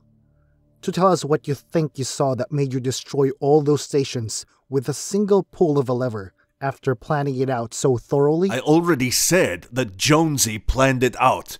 Why are you purposefully twisting my words, Detective? You're implicating her. So you were just an accomplice? Is that what you're implying? No. No, that's not what I said. God, let me think. Let's go back several steps to a few months before the main incident. To the first time the wormhole opened without our interference. To the first time when I realized that we were dealing with something previously unthinkable. On the day in question, Wrench was off station on some private matter, and Buzz was recovering in his quarters from a 2-day EVA stint. I was manning the station by myself, since there were no planned tests with wormhole engagement, and not much needed doing. To put the timeline in perspective of Project Exodus, this was happening very close to the day of the official opening of the relay. Just a few more tests were on the roster to smooth out the technicalities and better the functionality of the stations in the relay. Very soon, civilians would have been able to cross from one galaxy to another. We were very careful around the controls and following instructions from home base. There was no room for error. And yes, Detective, before you can comment, the pressure on me as chief engineer to get everything just right was even higher, growing by the minute. You know, I was going to comment that it's interesting how you were also alone the first time that this thing happened. But don't let me stop you. Please, continue. Oh, no. Buzz woke up when it opened, startled to wake by the alarms. He was right there on the deck with me. He didn't just see the thing in the wormhole too, Detective. Buzz almost got obliterated by it. Damned coward. I told him that we needed to let everyone know about what happened, but no, he didn't even want to tell Wrench, let alone inform Exoterra and home base. Buzz thought that he would end up just like Jonesy, in an asylum, shamed and ridiculed. Like you're treating me now, Detective. As I was saying, we were close to D-Day. Very soon a lot of people would be going inside those wormholes, thinking that they would have been safe to do so. As safe as taking a shuttle to Mars, right? I guess... Wrong. When that wormhole opened, there were a few minutes between Buzz arriving to assist me in performing an override to forcefully shut it down, and me noticing the creature. Was I worried? Sure. There had always been the chance of the wormholes opening unprompted. Moreover, this station had so many problems already that I simply thought it was a malfunction in the stabilizers. We had changed the main conductors 3 times by then, since they just kept corroding from the acid in the planet's atmosphere. My worry didn't include a monster coming out of the bend in space-time. Shit, that sort of thing wouldn't even occur to me.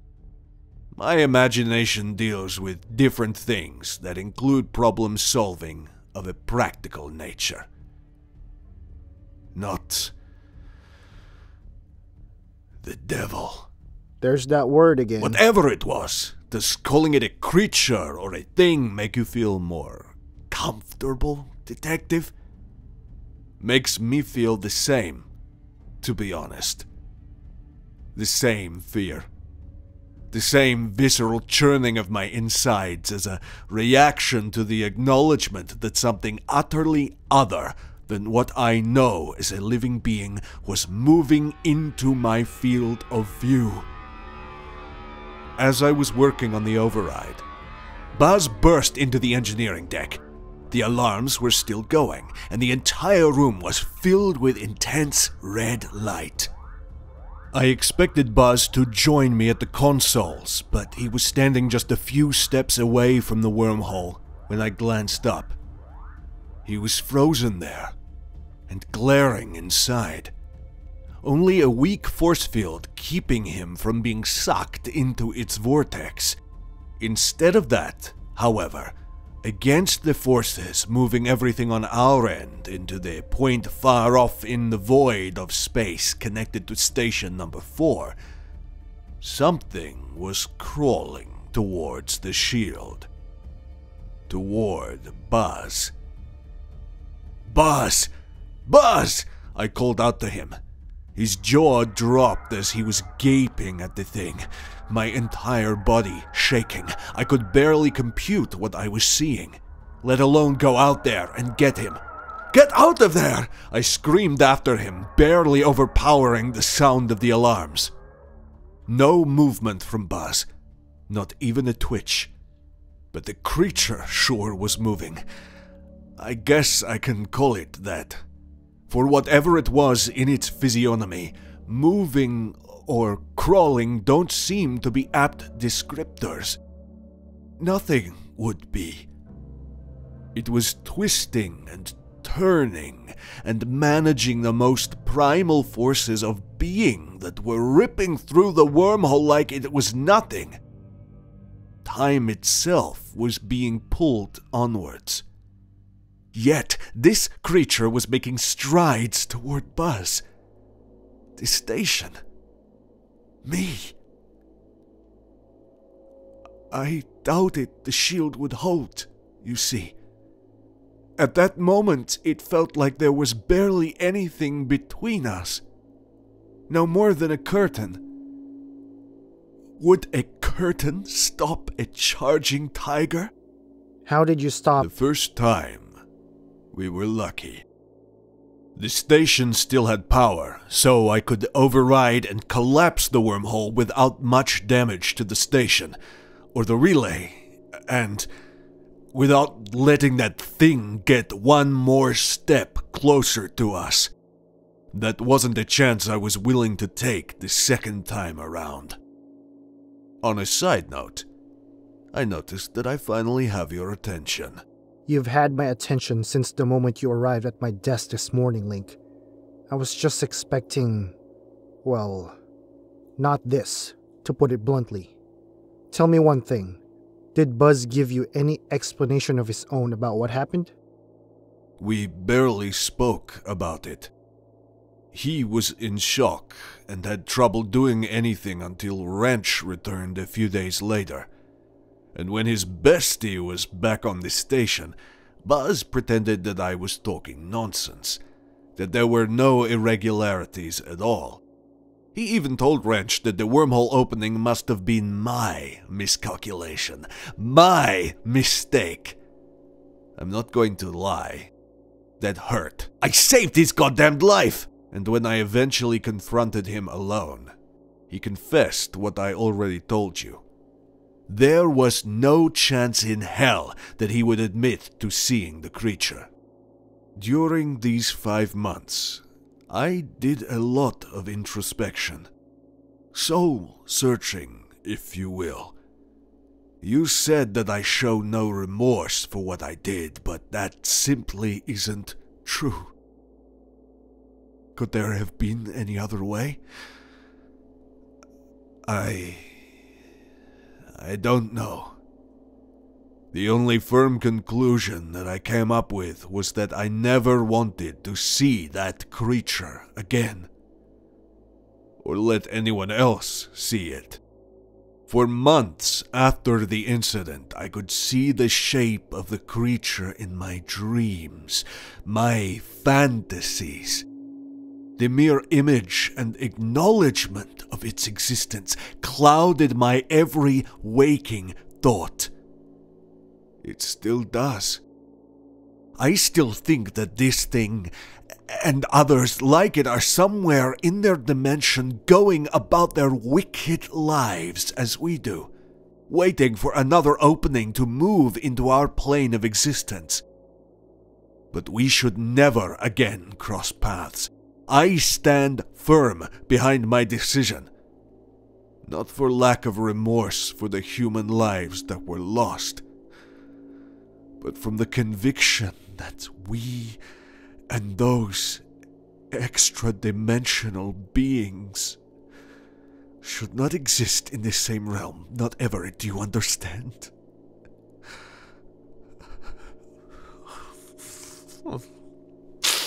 What did they look like? I don't think I can do them. I don't think I can do them justice. Try, regardless. The first time I saw the creature, it was hard to tell anything about it. Buzz was the one that had a really good look at it. Too good, by the sight of him. The deck was drenched in the red light of the alarm, and the sound of it was maddening. I had a hard time focusing on anything else apart from the console at first. That override was a piece of work. The hack job that was done on it after Jonesy's attempts to destroy the relay took me a long time to fix. Even longer if you account for the fact that I had to reinstall Jonesy's switch as well. Before Buzz rushed onto the deck, I didn't even look up at the wormhole portal. Detective. I was alone with it for those few minutes, and I didn't even know it. I wish I could say that this experience made me braver when I was truly alone on this station the second time the wormhole opened out of nowhere. It made it worse. To remind you, there was no power on the station then. There was no shield between me and the thing that appeared then. When I eventually raised my gaze toward the portal, all I could see was a shape. A dark cutout of a thing that was at least 10 times more massive compared to Buzz, who was standing on this side of the shield. I couldn't wrap my mind around it. Looking into the portal was a mind-bending experience in itself. Adding this thing, I don't know. How... It looked so giant that my brain was telling me it could not possibly fit inside the vortex, much less pass through the portal. But, detective, the portal has no size, no dimensions as we know and experience them, not the way normal space does. If the creature crossed over, it might have been as small as Buzz and me. Smaller, even. Or it could have taken the shape of the entire station, the exoplanet we were orbiting, the entire galaxy, for all I know. That was all I could see before the override kicked in and I could finally collapse the wormhole.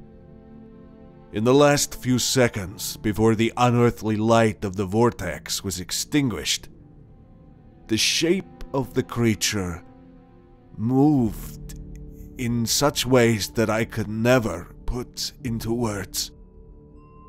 It was almost like it sped up its movement, and for a mere fraction of a second, I thought that it was on the deck, that it had crossed over. Thank God it hadn't. When the wormhole collapsed, the alarm stopped immediately. The deck was now back to its artificial white light, casting harsh, dark shadows on the floor. Buzz was still motionless, so I called out to him again. I was still shaken from the whole ordeal, and it took a bit of self-convincing to step onto the platform to collect him. After a few moments, I found myself standing next to Buzz with my hand gripping his shoulder.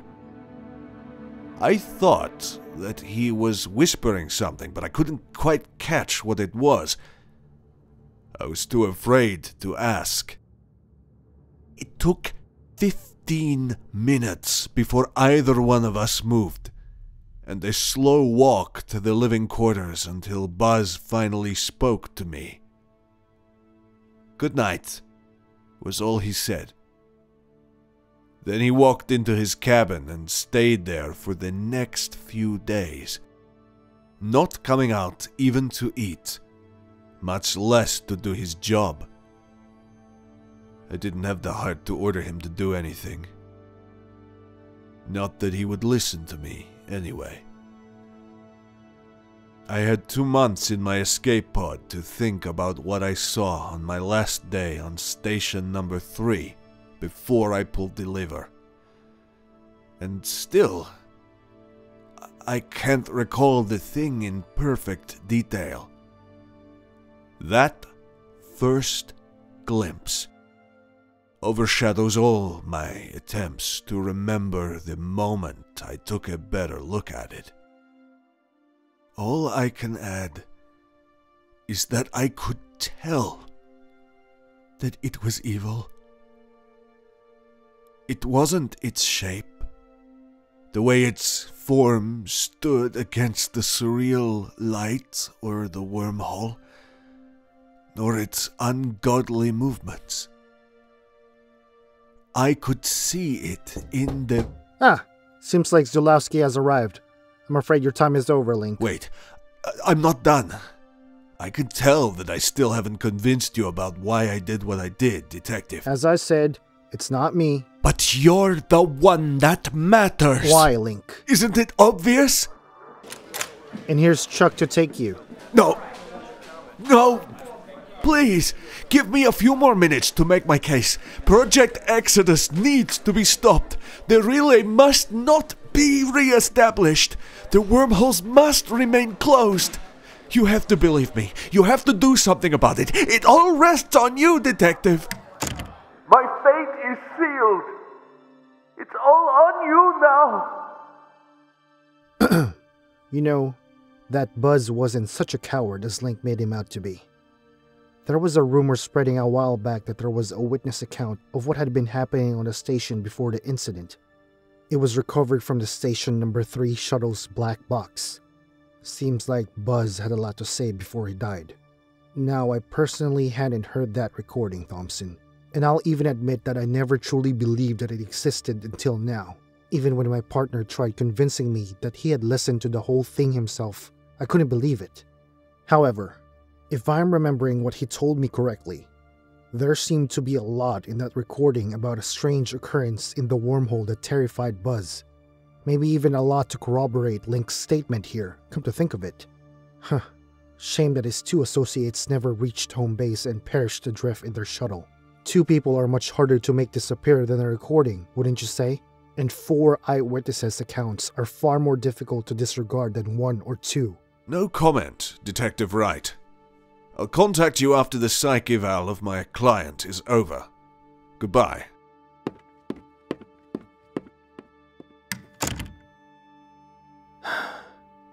This is Detective Frankie Wright, ending preliminary interview with suspect in case 371/27. Further steps in the investigation to be determined by Dr. Emilia Zelowski. Preliminary observations by primary investigator on the case will be attached as interview addendum.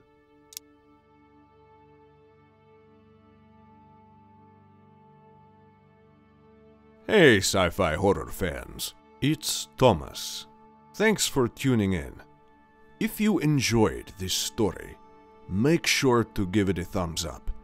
Also, if you'd like to become an official member of our channel, you can do so by clicking on the join button. Memberships start at only $5. Until next time, everyone, and remember, stay cosmic.